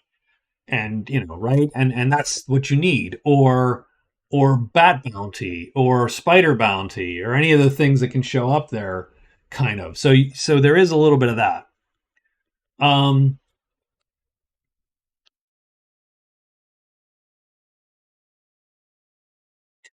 The bow doesn't necessarily help me much against something like this. No, it allows me to kill him. So if we let's look at the missile table. So she has, and by the way, R7, where did we leave him? In the circus. So he went off and joins the circus. Perfect. R6 is still with us, loyal to the end, R6. So let's look at the missile table real quick to see if that bow is sort of worth it. So we get a -1 to each die. Unlike the Master Archers, I call them the Master Archers, the Woods Girl and the Elf. The Woods Girl and the Elf get 1 die. And so they have a great chance of getting stuff like +1 level, +2 levels, right? They are the masters. We get -1 per die. So for instance, in that case, that's great. But we have a lot less chance to do that because you're about a 25% chance to be 3, 2, or 1, I think.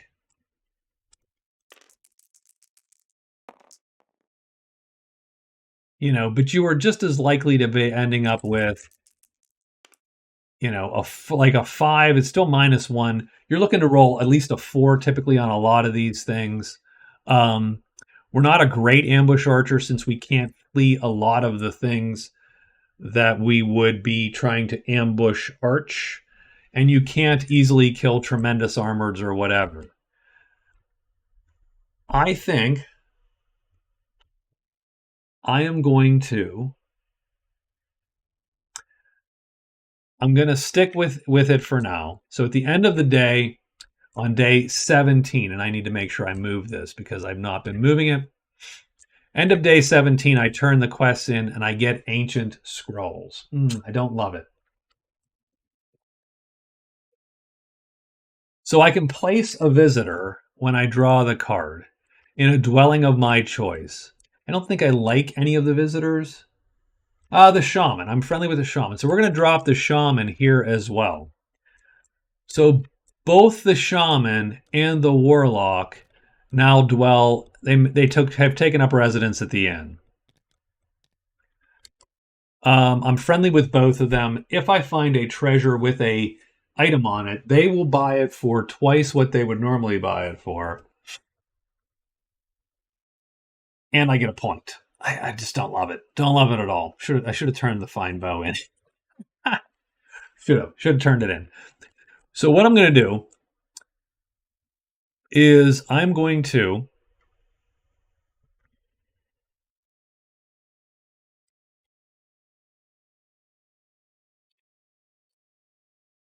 only other thing to do would be something dumb like, but these guys sort of suck. Like they're not generating enough damage to kill, say, snakes. So it's largely going to be me trying to kill the snakes and my guy running interference for me.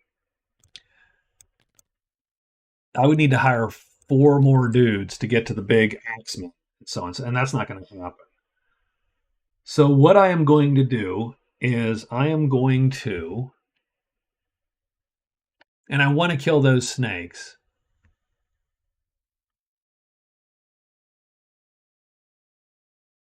So what do I need? If I have the bow, let's just pretend. If I had the bow, what does it take to kill this guy? So if you have the bow, he is heavy and armored. The bow, let's grab the light because it's a light bow, unfortunately. On its alerted side is light star. You'd have to do +1 level to kill this guy because you need 3 stars because you're going to take a star away. So you need light, medium, heavy. So you need 2 stars. You need to roll 3 stars. So you need +1 level. So we would need to roll a 3, 2, or 1. That is a 25% chance. That would not kill the guy. So 3, 2, or 1 is about a 25% chance. I'll put this in here in the busted section just for now. Put him back. So,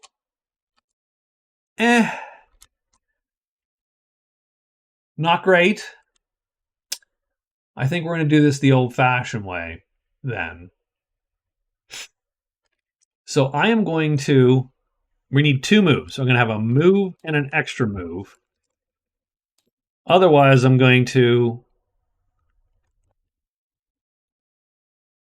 hide literally 4 times. We're going to make sure we're hidden, and then we're going to move and move up into here, and we're going to kill these serpents with our poison. Now, actually, if I'm going to use the poison, I need to roll a 4, 3, 2, or 1. That's a little better, right? So a 4, 3, 2, or 1 is 1 in 36, 3 in 36, 5 in 36, I believe 7 in 36. So 1 plus 3 plus 5 plus 7 is 12, 15, 16 in 36. It does not reach 50% of the time.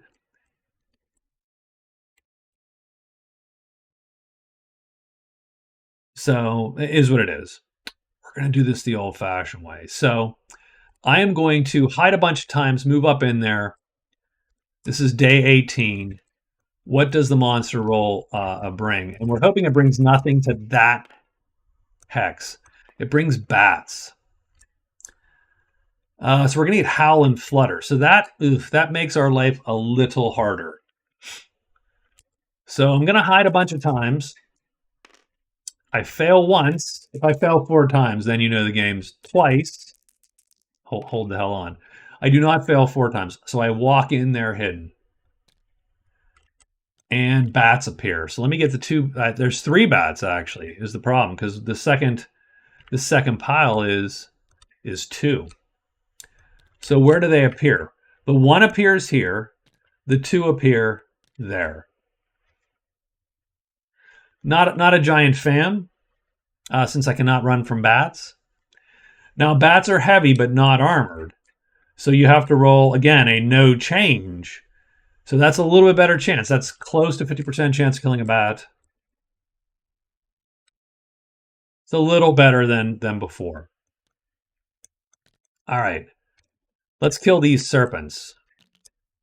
Round 1, my action is going to be to play the potion. So we're just going to put this up here to note that our weapon is now an L star star weapon. So playing any medium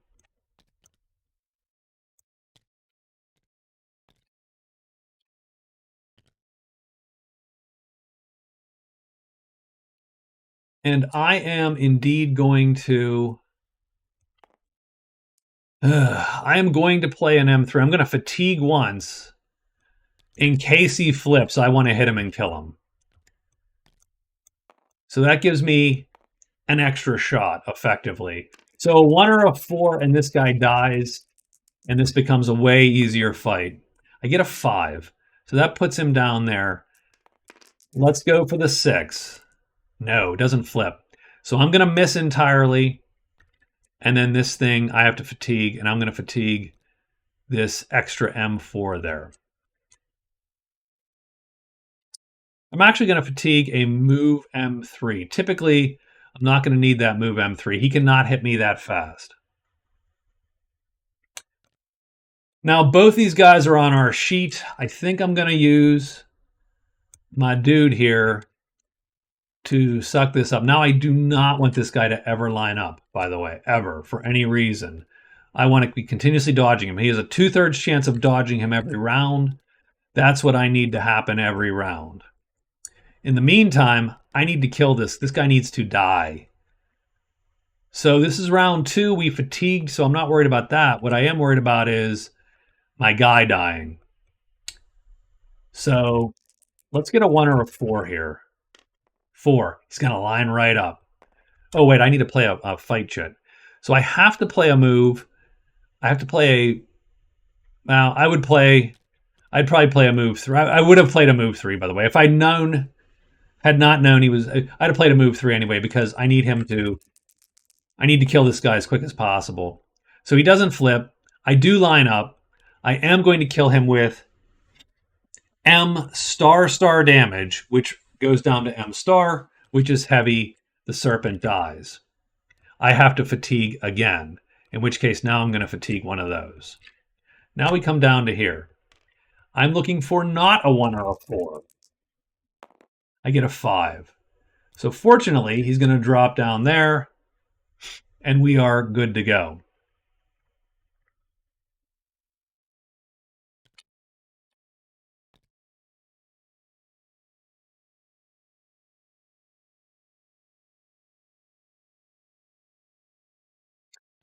So now this serpent can just come up here. And I can slow play this serpent now. So I'm going to play this fight, and I'm going to play this move. And if he hits me here, lines up here, I will kill him first because I will outrange him. And if he flips over, he will miss me unless he lines up, in which case he will die anyway. If he flips over, then I will decide if I'm going to play the M3 to try to undercut and kill him. Done. And there's no point in putting him on my guy now, because I can play a 0 asterisk move. I don't really. It does not matter. So let's roll. 6. He's going to go all the way to the bottom. So he's going to miss me, but does he flip over? He does not flip over. So that's the first round where nothing happens. So now I'm going to play to fatigue. He's going to line up. He's going to flip. I'm going to hit him first for heavy damage, and he is dead. And we have to fatigue again. And we're going to fatigue. We have to fatigue a fight in this case. I'm going to fatigue this guy and pull this useful chit back. It's always good to identify the useless chits the most useless chits, I should say. So the most useless chits for the Amazon are these two. This one, because it doesn't do us any good unless we are carrying a medium weapon around. This one, because typically the things that we're going to fight and kill, we're going to play this anyway. That's not always the case. Sometimes this is more useful than this chip, which we almost never play. It's also good to identify duplicates, because those are usually good targets for fatiguing, and so on. So having killed both these guys, the nice thing is we get 12 prowess, because it's 4 and 8. And that gives us 2 VP. And so now we have 5, actually, because we actually got another point. I didn't record our another. So very good. And our prowess is 42. Oops. And our gold is 1. I have not been keeping my scoreboard very well. I apologize. So very nice. We've at least scored our extra points sort of right away in the week, right? Or middle of the week. By the middle of the week, we've scored 5 points.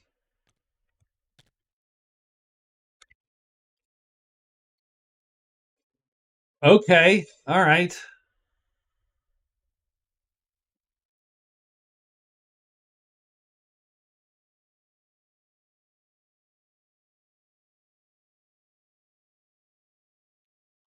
And the question now is, what is the plan now?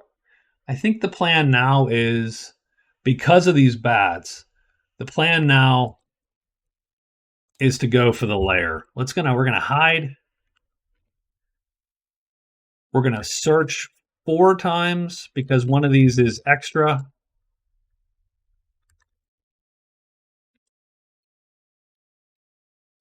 I'm going to punctuate that with a single. I'm going to break that up with a single rest. So we're going to hide, rest, and then search 3 times and try to find the lair. If the dragon happens to appear, that's actually great news, because what we're going to do at that point is we're going to trank him and then run back down to the circus. Done. So it looks like this is day 19. We need a monster roll for 19. Ugh, bats. Worst roll. That is the worst roll for this. Oh, man. Let's hide. And we do. We're going to rest once. That's going to bring our move chit back. We're going to search 3 times. We're looking for a 4 or a 1 to locate the lair. A 3 is no good. It's 1 roll. That is 2 rolls. That's going to stink. 3 rolls. So we get choice. So we actually do pop the lair. But it's a little too late, actually.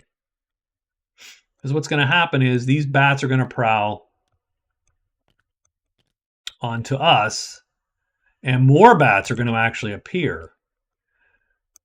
So, I mean, if 1 bat was doable, 3 bats is rough for certain.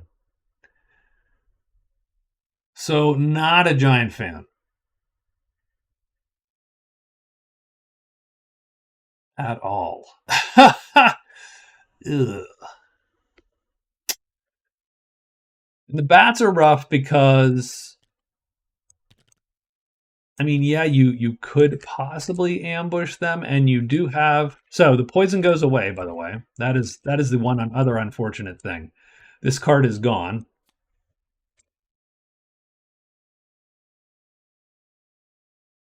It would actually be super useful now because you would use it on the bow, and you would effectively, you could try to ambush arch these guys, and you might actually get away with killing 1 or 2 of them before then you had to desperately fight these guys. So this is a death sentence right here, almost certainly. They're just going to hit her. They're going to damage her armor every time, and start wounding her. And she only has a 1/3 chance to hit them. So I don't like it.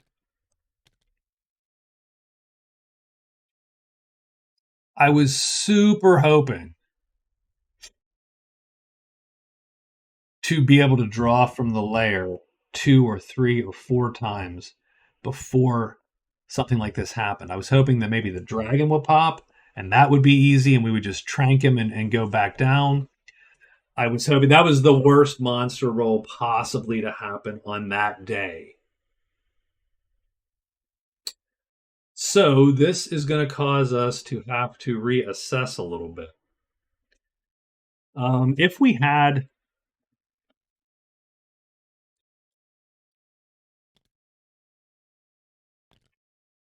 I mean, this guy would help us. This guy helps us with these. We just do not have that. And frankly, these guys help us because the bats can't kill the horses.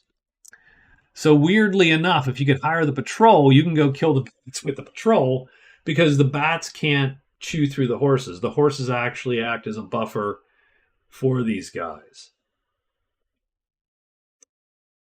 The problem is simply that now we're in a weird position where to get to that lair, we already have to have treasure. So that is not good. So what I'm going to do is I'm going to get out of Dodge for now. So we're going to head to here. So I'm going to move to the woods. I'm going to move to the woods. Or we risk it. Or you risk it with a 70% chance. You literally go, screw it. It's the next to the last week. I've got to risk this. I don't like that, by the way. I think that's a little fatalistic, I think.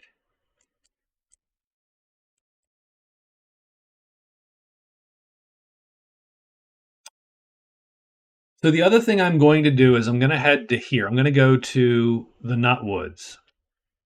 So I'm going to move. So extra move, and move into the Nutwoods 4. Now I still have 2 phases left. 3 phases, actually, because of the amazing weather. I am going to hide once, rest once, and extra rest. That'll bring my chits back. I'm hoping to find the riddle game here. Hoping that I can find the riddle game. I'm hoping this is because there's 3 possible ones that will pop it. The first one that you find like that, it's a 60% chance, pretty much. So, all right, let's get a monster roll for day 20. Ugh, man, that 6 just killed me. Anything else I think was doable. Now we get dragons. Dragons would have been perfect. So I go here. I'm going to hide 1 time. I do. I'm going to rest twice. That brings this chip back. And now I turn this over. And it is dank. All right, and that's perfect. Because that pops this. Anyone who ends a day here can solve the Imp's riddle. That's me. To solve the riddle, fatigue any number of asterisks.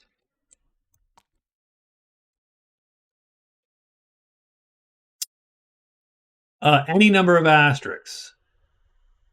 You get 1 roll plus an additional roll for every 2 asterisks fatigued.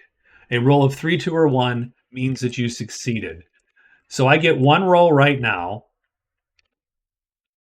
I can get 2 rolls, 3 rolls, 4 rolls. Okay, I'm going to take 4 rolls. Done. That's probably overkill. I need a 3, a 2, or a 1 on one of these 4 rolls to answer his riddle. That's 1 fail. That's 1. 2 fails. 3 is a success. Done. So I do succeed. That is a VP.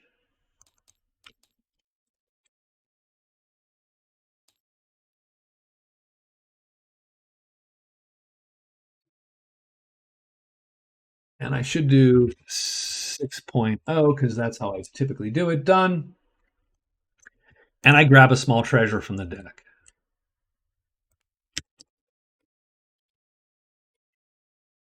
And we have not done very well grabbing treasures. And we can pop this and just push this aside. And hey, that clears that up. Oh, and the Warlock is done.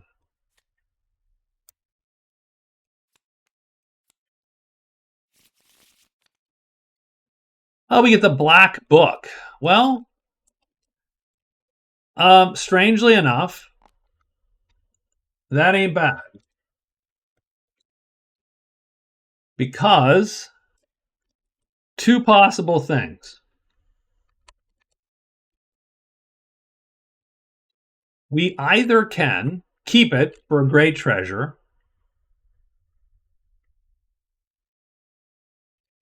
or we can sell it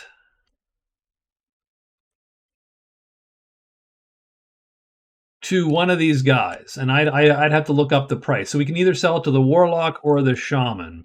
I don't know that they care to buy those. Let's look. So I'm sorry that you're going to have to stare at me looking at a book here for a few moments.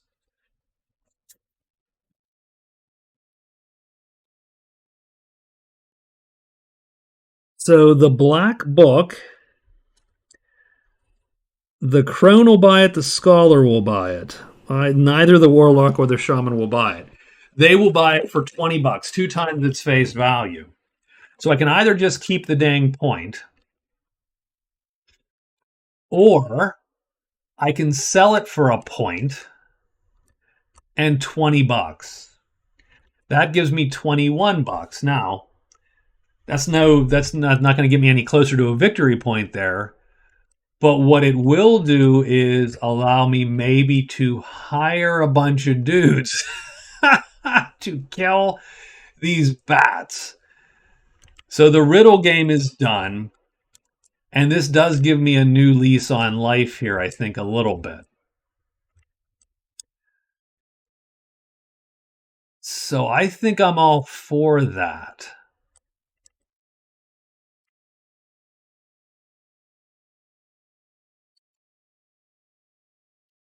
Now, who would you hire to kill bats? The patrol will kill the bats. They're sort of super slow at it, but the bats can only generate medium damage. And these war horses, these patrol horses, are heavy. So they will hit them every phase, but not kill the horse. And so largely it just comes down to if these guys line up, they will kill the bat. And if they don't line up, they will not kill the bat. And the bat can hit them every round, and the bats will do nothing. So the patrol is perfect for bat killing. You would have to unfortunately hire 1, 2, 2, and 4. So that is 9 gold worth of rogues. Or how many gold worth of patrol? I think the patrol's 10, I believe. Is the patrol only $6 to hire?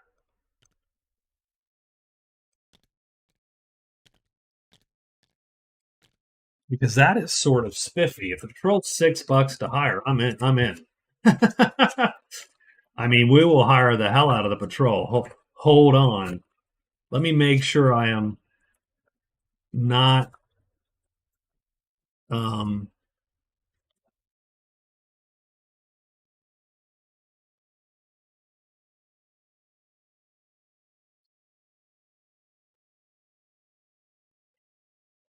sorry about this. Again, I apologize for you having to stare at me looking up reference notes, but I think I'm good to go. I think their base cost is exactly that. Let me just make sure on my little chart here that I am not delusional. Roll is $6 to hire. So, perfect. There you go. I now.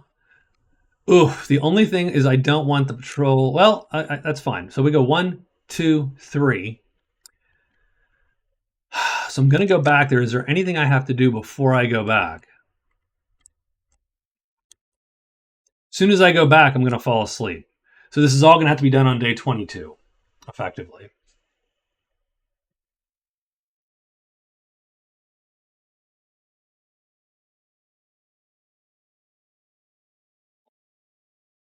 So, I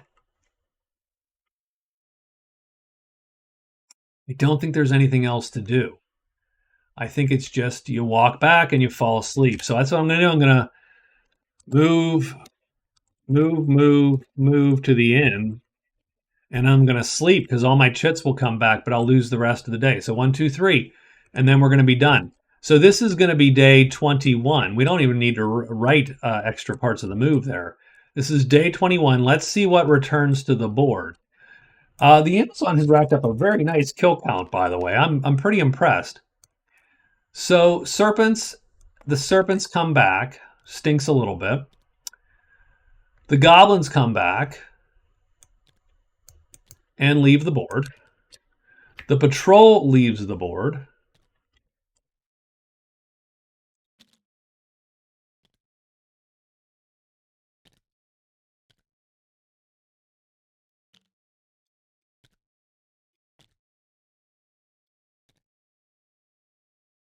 And I assume that his flowers of rest leave the board too, which is a little crappy. So I suppose I should have written rest phases anyway in. But with that in mind, I mean they'll be there. The problem is, do we lose a day? Ugh, that would stink a little bit, right? Um,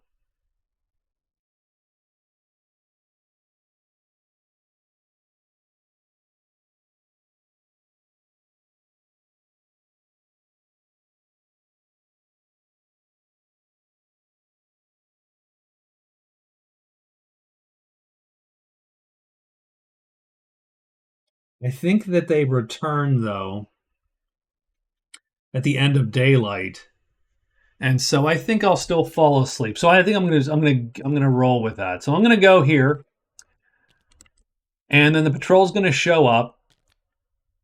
Oops. And that is gonna KO me again. And that is the end of my day.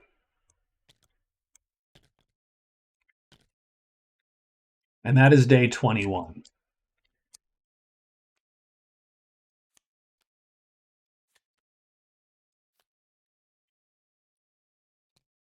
So we've got our last week. So it's going to be day 22 here. And we got our last week, and we're down 3 points. We've scored 2 prowess.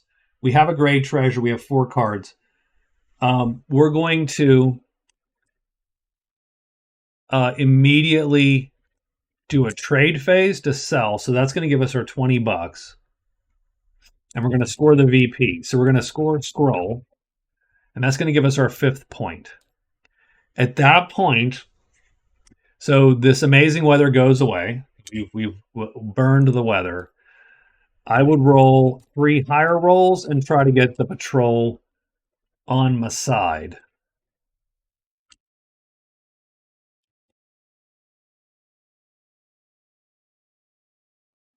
With the only caveat that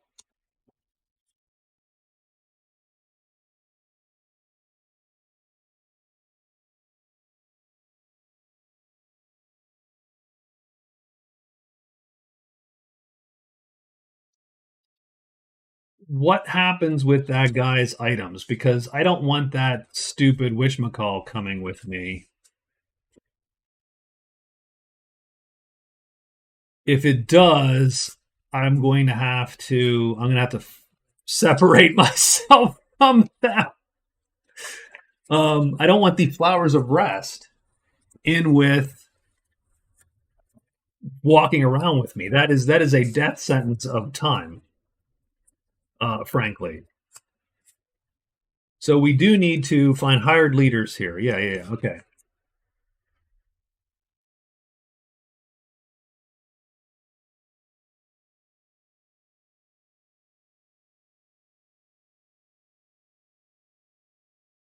Yes, it does. That gold magic, that card comes with him.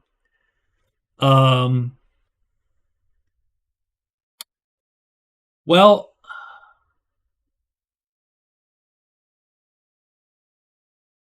that is a good question. So what it says is very specifically is oops, I'm dropping a little Wi-Fi wire here.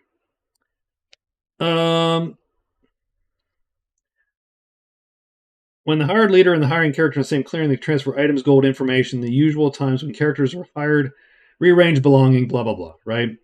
The leader can carry enchanted cards while they are active, but he cannot activate any other belongings. That seems to smell like that card is active. The leader's own belongings are left on the setup card out of play. If the native group belongings include an activated enchanted card, that card continues to radiate color magic in the clearing, even though it is otherwise out of play. So that smells to me as though it does not put me to sleep, but it will radiate gold. So I'm going to rule like that this time around, but I believe it's out of play, but it radiates gold magic. So we're going to roll with that. So I'm going to trade and then hire 3 times. I'm going to score scrolls. Done. And we'll see if that all works out. So, but we do need to draw 3 more events. So for the last week, what are the events?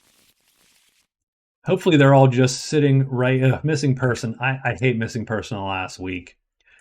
Magic Gates and the King's Soldiers. Okay. All right. So let's see how many gates appear. We get 2 gates. We choose random clearings where the gates are. Gate and gate. So let's pick a clearing. 7-5, high pass 5. I mean, it could be super interesting in terms of getting to a place. Last week, that's sort of interesting. 8-3, ledges 3. Really isn't. So the magic gates, I'm just going to put them. We have to discover them first. That's fine. King Soldiers is up. Where are the soldiers? They are all the way over here. I'm not getting there. So that's fine. I'm going to just put this card off to the side. And then we do have the missing persons. Okay.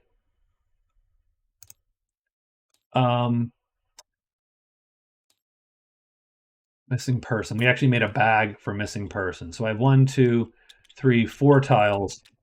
Oh, no, don't do that. Oh, lame. I think this is random. Yes. So I just put them in.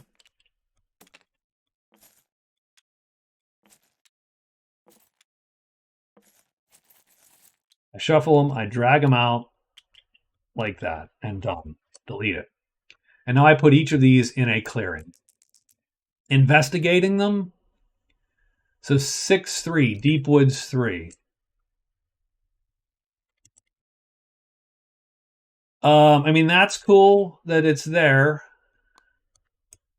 Everything else is there. I mean, we are going to go there. Ugh, I hate the size of these, by the way.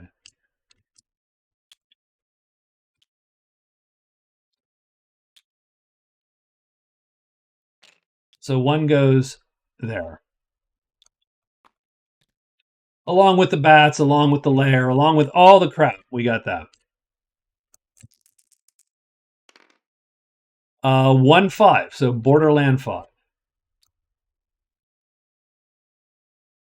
I believe that's with the goblins. So again, you have another one of these where it's with a thing. Okay, next. Ruins 4. And finally, now the problem is 6-6, so Deepwood 6. Okay. I mean, that's okay, and I'll tell you why. 2 of them together like that, that is because then you have a 50% chance of finding him. And if you find him, I can quickly return him to a garrison. That's 2 VP. So done. So that is a no-brainer to at least pop these 2. Done. Okay, so that's what we're going to do. Okay, so that's our last. Those are our events for the week. Let's get our day done here. So we're going to trade and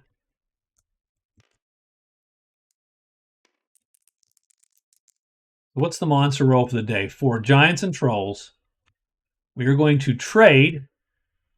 So that is going to be sell this to the I'm going to sell to the warlock because we're friendly with both of them. So that's $20. So I'm going to take my $20. I get the scroll.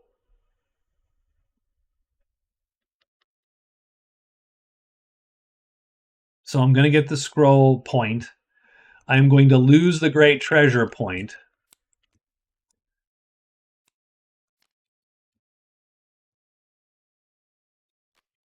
Oh, and by the way, I'm turning in Find Bow at the end too, because that not useful anymore.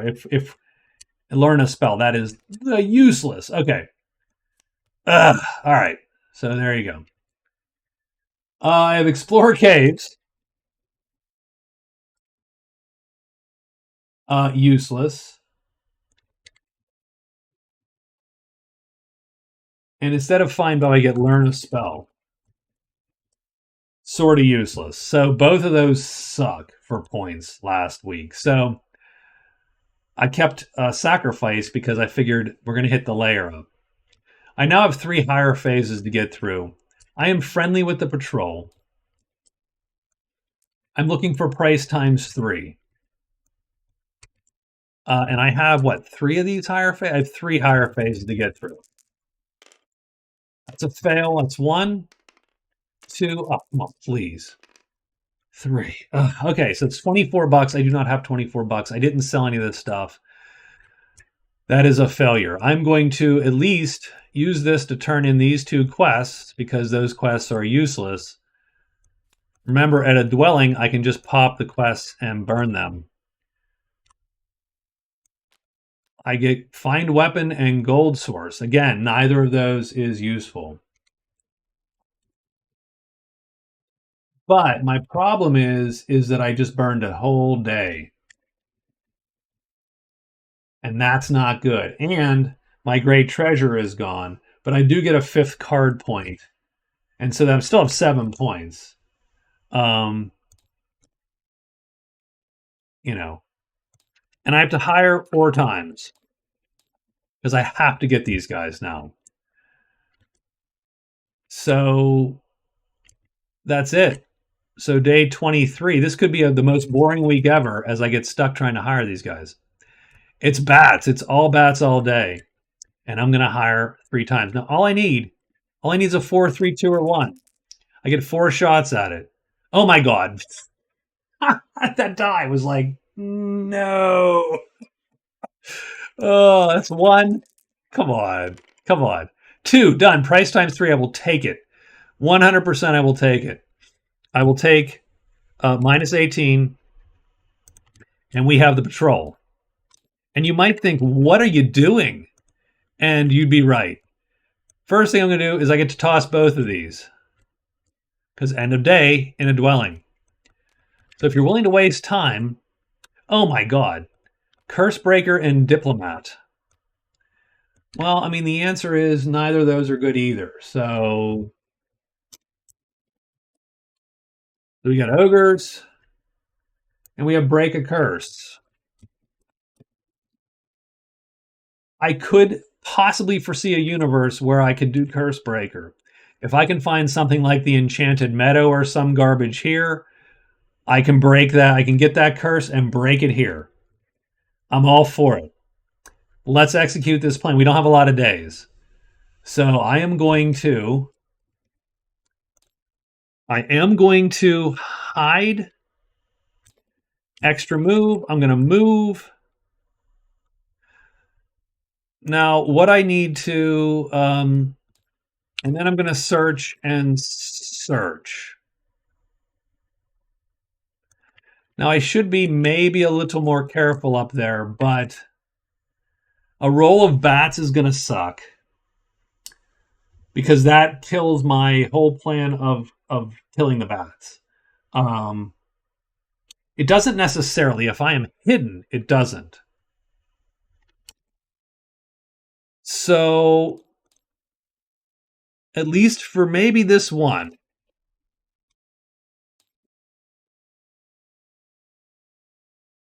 maybe for this one, we're going to move to the lair just like that. 1, 2, 3, 4, done. We will hide twice just to make sure for whatever shows up there. Because then if we can kill the bats, at least it's a little less dangerous for us, right? It's wasting a phase, potentially, because we hide on first phase. Okay. So this is day 24. This week is going a little faster than I would have liked. Why is everything on a tilt? That's weird. I screwed that up. Let's make a monster roll for day 24. 5, so spiders. Okay, that's not as bad. We are going to hide 2 times. We do. We move up into here with the patrol in tow. The patrol is just following me until further notice. We do grab a spider. And he pops. And Patter pops another spider. So that sucks a little bit, just because we have to deal with it.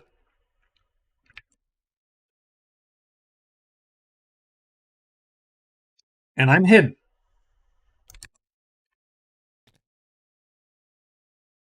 So I am going to drag the spider onto my sheet, and I will attack the hidden spider. I don't need to fast play this, though. I can slow play it. with this. A 1 or a 4 kills the spider.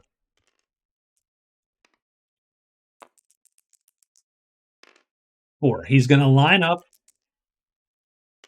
We're going to, when he flips, but he's not on our sheet. We do heavy damage. He is dead. We killed him. The bats come to our sheet, but then that next round, we are going to lure all the bats.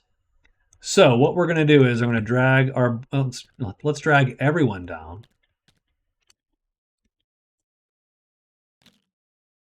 And we got all, oh, geez. Nope. Okay. Okay, well, that was...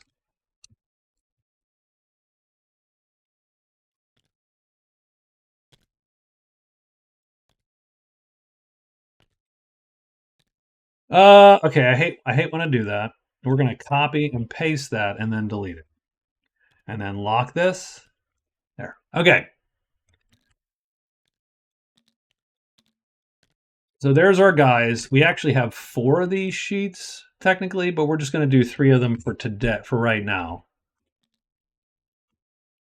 And drag him off there. Okay. So each of our dudes is going to lure a bat. So bat, he's going to go here.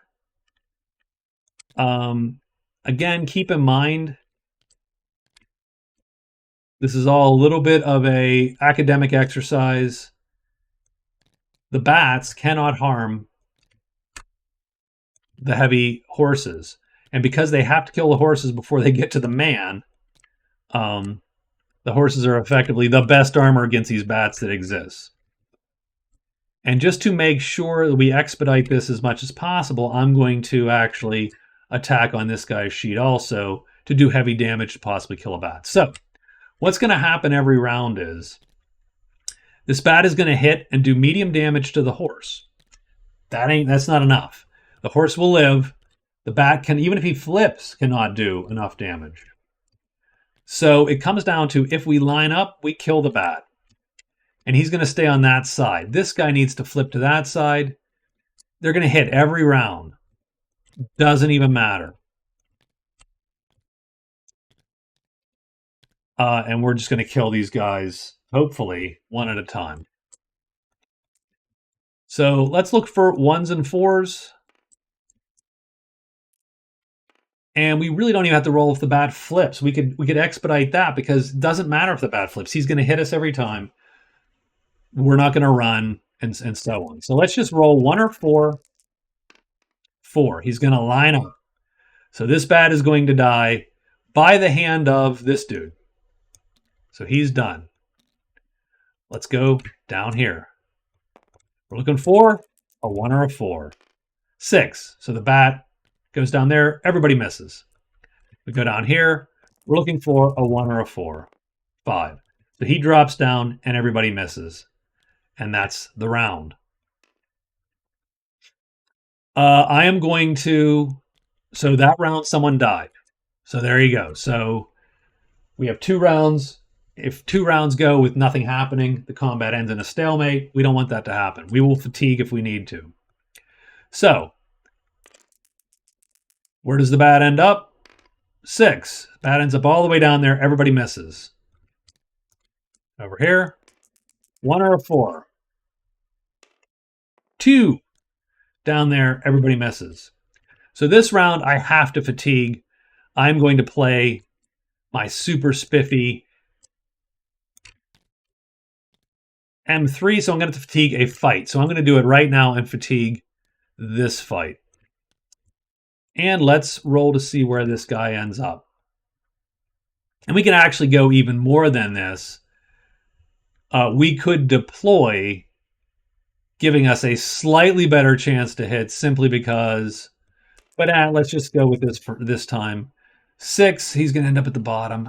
Okay. 1 or a 4. 2, he ends up at the bottom. So we miss again and we fatigue. So there you go. So now we do not have to fatigue. We can play this guy. Done. We're going to do the deploy thing. So now the bat ends up on the sheet by himself, on his sheet. Our guys are going to end up like this. We're going to put ourselves in the bottom. Hopefully this gives us a slightly better chance. Where does the bat end up? 3. So he's going to end up right there in the middle, of course. Where do our guys end up? 6 and 6. They both drop to the bottom. This is going to end up in a stalemate, isn't it? I'm going to fatigue out, actually. Where does this bat end up? Nope, he ends up right down there. So there you go. Another round over. We have to fatigue this round. We're going to play this chip. We're going to fatigue the H4.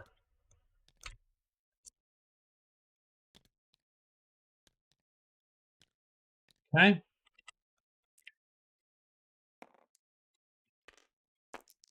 Where does this bat end up?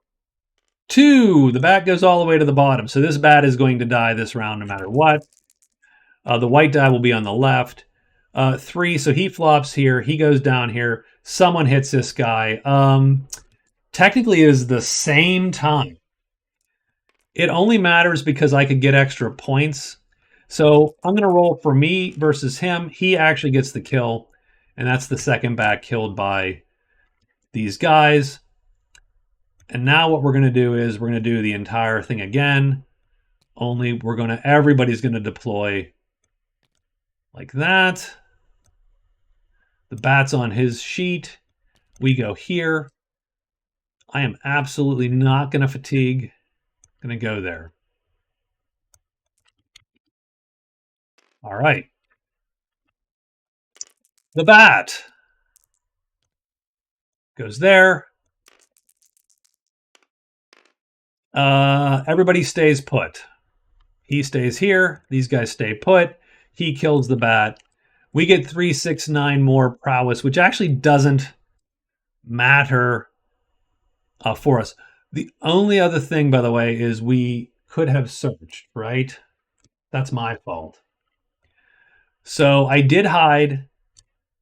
So I am going to search now. And plus I get 3 more for the spider. So I actually get 12. So 54 prowess. And I do get a search, which I did not roll. So let me roll the search for the lair. So 2 dice. We're actually looking for a large treasure if possible. I get the 6th card. It is the Shoes of Stealth, which is not useful to me. So these bats go away. That's actually the important thing to note here. These bats are dead. And so they are not going to... So, okay. I have 4 days.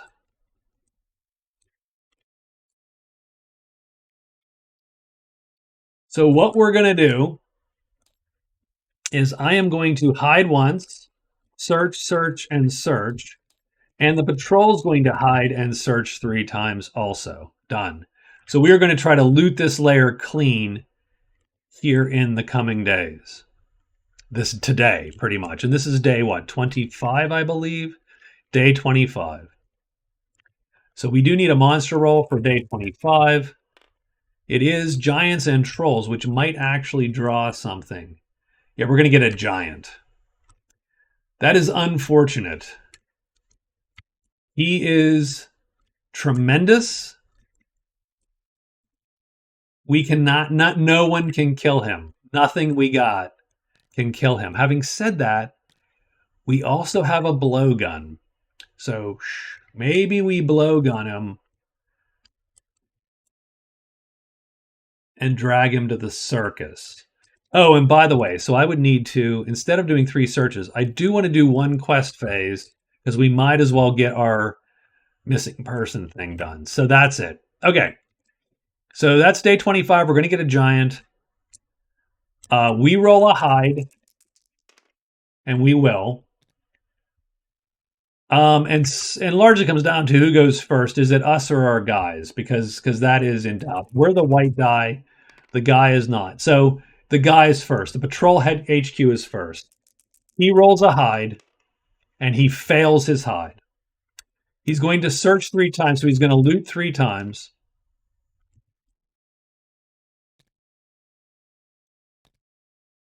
So he gets the 5th treasure. So gloves of strength, I mean, that's cool. I'm going to put these here. Patrol HQ is there. Let's grab all his boys.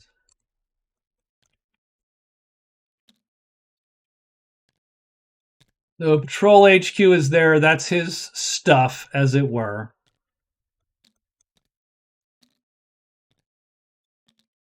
So that's one search. This is his second search. And I think I can trade at the beginning of each phase, I believe. So I think I get this stuff. Map of the Lost City. And then the final search is going to be 2. That's cool. Oh, remains of the thief. So he's found the remains of the thief. So he's going to take a curse, which is nice. And he gets these items and $20. So, all right, that's cool.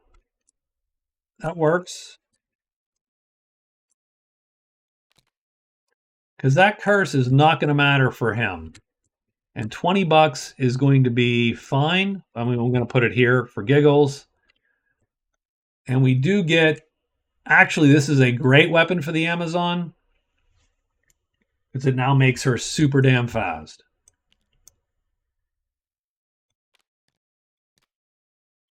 And then the giant appears.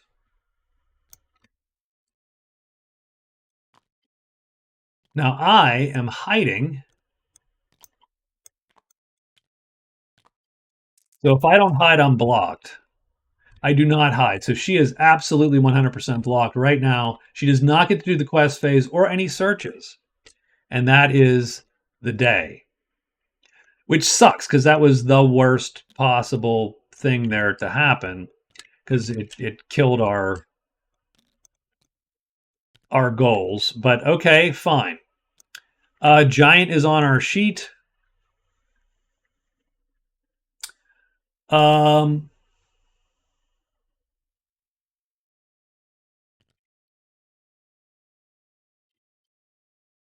don't have a length for this stupid blowgun, unfortunately.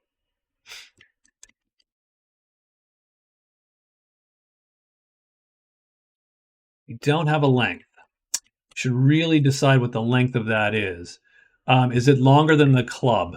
I'm going to say no. We'll say it's not longer than the club. So I'm going to put him on this dude's sheet, unfortunately. Sorry, dude. So we got that and that, right? So here's our Denizen. I'm going to attack with the blowgun. I'm going to hit him. It just comes down to whether this guy's going to line up with that club first. So let's roll for the giant. Where's the giant end up? The giant ends up in 3. So he actually is going to kill this guy. So he hits him first. He smashes him down. I'm going to lose 2 notoriety, 2 prowess. So we're going to be down to 52. And then I'm going to blowgun this guy and knock him out.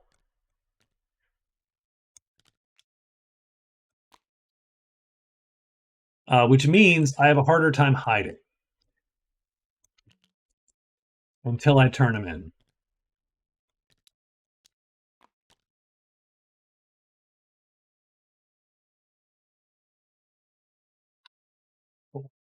So what I'm going to do is, so that's my day.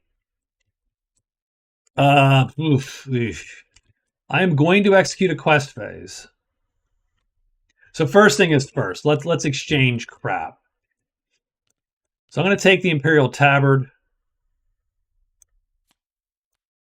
I'll take the Gloves of Strength. I'll take the Map of the Lost City, frankly. So I'll take all that crap. That's going to give me a great treasure point. So that is my 8th point.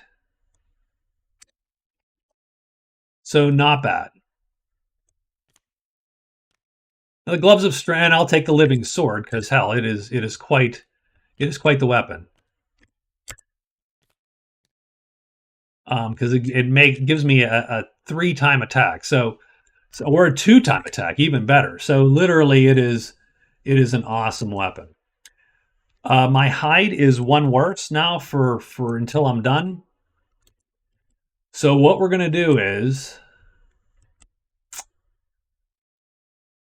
do we have another great treasure or not, or was that just the one, just the tabard? I think just the tabard. Everything else is a crappy treasure.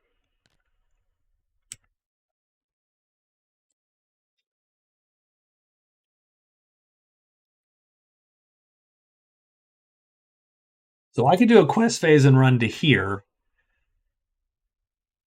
I could get to here. So this is one day, 2 days, 3 days to turn this thing in. So 1 day is the 25th, 26th, 27th. So I would be done.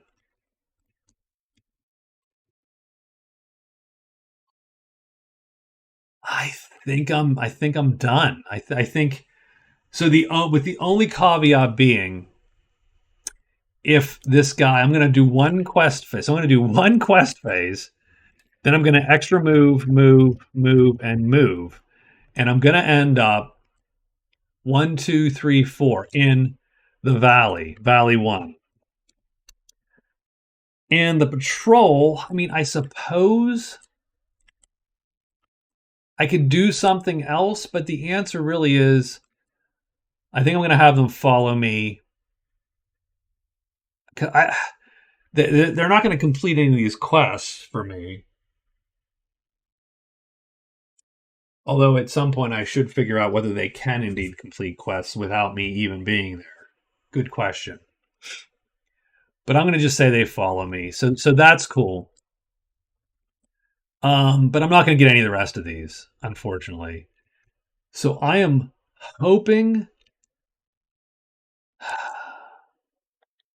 So the nice thing is that this potentially counts as a great treasure also, because we do tend to. So that is my 9th point then. Because I wanted more of an incentive to grab these, because otherwise the answer is you just don't go into any of those.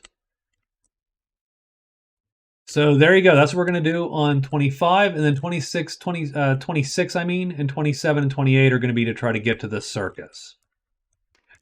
So the monster roll is a 2, serpents and demons. 1, 2, 3, 4. But we flip this, and it is the guy.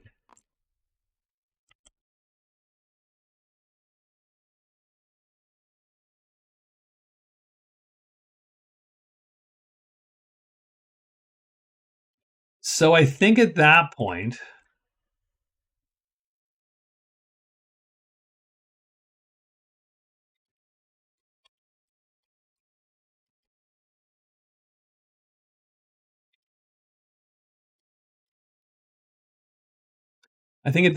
can we have the patrol take this guy to here?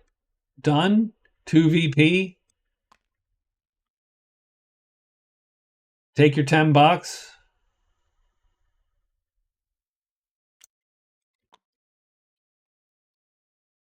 I think that's a valid use of our dudes. So I think what I'm going to do is, I'll keep them here because I will need. So I'm going to copy this guy, and I will paste him. So we're going to put him following that dude, and we're going to have to write 2 moves. So we're going to write the move for us is going to be 1, 2, 3 not hidden, which is a little dicey. So I suppose we're going to hide and move and move.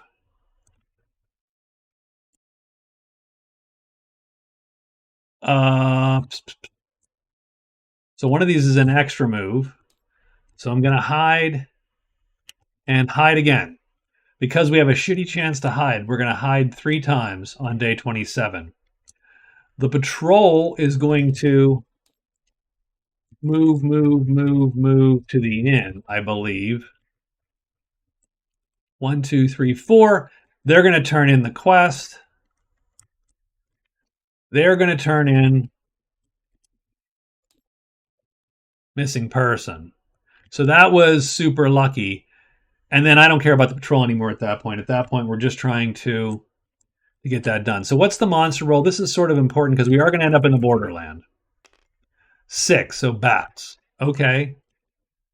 So 1, 2, 3, 4 done. We turn the missing person in, and then we end up here with 3 hides, and we need to roll a 4 or less. So 1, 2, and 3. So we are hidden, but nothing's going to appear there, and we are done. Missing person, though, because it is usually so onerous, it's 2 VP. So that gives us 7 card points. It's worth $10. That does bring us to $33, which is okay, and I think it actually scores us a half a VP on gold at the moment.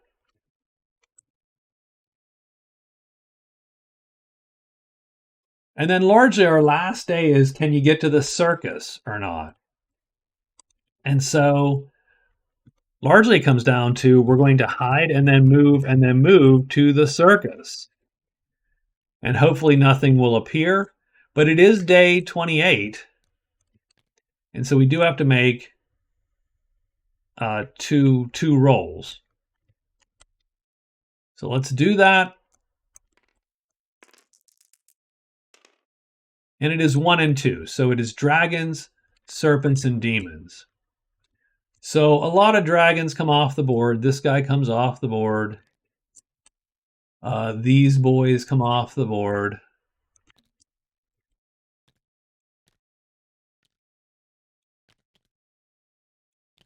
None of those guys, they're done.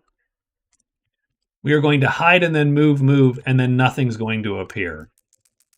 Did we hide? I don't think we do. We fail hiding. So we are unhidden, but we do turn in the circus, and that is 1 point. And we get 10 more gold, 1 VP, 10 gold, and 2 times the prowess. Wow, that is crazy. That's crazy good. That's probably too good. So 1 VP is 8 cards. We end up with 8 cards at the end. 2 times the prowess of the giant is 16, which is 68. Does us no good whatsoever, by the way. And we do get 10 more gold, which is 43 gold. Now let's check this, though, because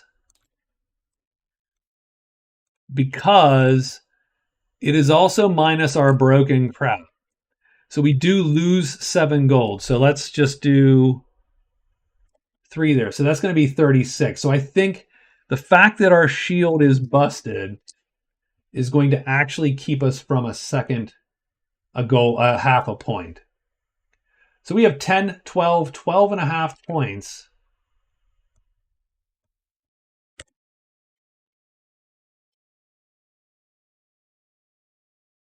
And that, my friends, is our final score. 3 hours in, we scored 12 and a half points for the Amazon. That was pretty cool. I think the Amazon, first off, that was a great last week. Obviously, we scored 4 VP in cards. Hiring the patrol was a good move because it allowed us to draw treasures out of that pool, or not pool, the lair. Allowed us to kill the bats. Hiring is OP. Always try to hire people when you can. The living sword was super lucky. As was finding the missing person, because usually I just don't find that one. I don't usually bother with that because I usually don't get it until the 3rd or 4th draw. Anyway, getting it on the first draw is another 2 points. So that was great.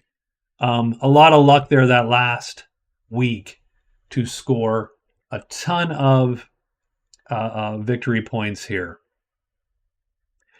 And frankly, I mean, she did a lot of killing. And so I was pretty proud of her, how she fought her way through the realm. And typically, the Amazon is not that combat-y. So a good run. Thank you for watching. It's been a long haul. I do appreciate it. I will actually put her score on the big board off camera. So I'll talk to you guys later. Thank you. Bye-bye.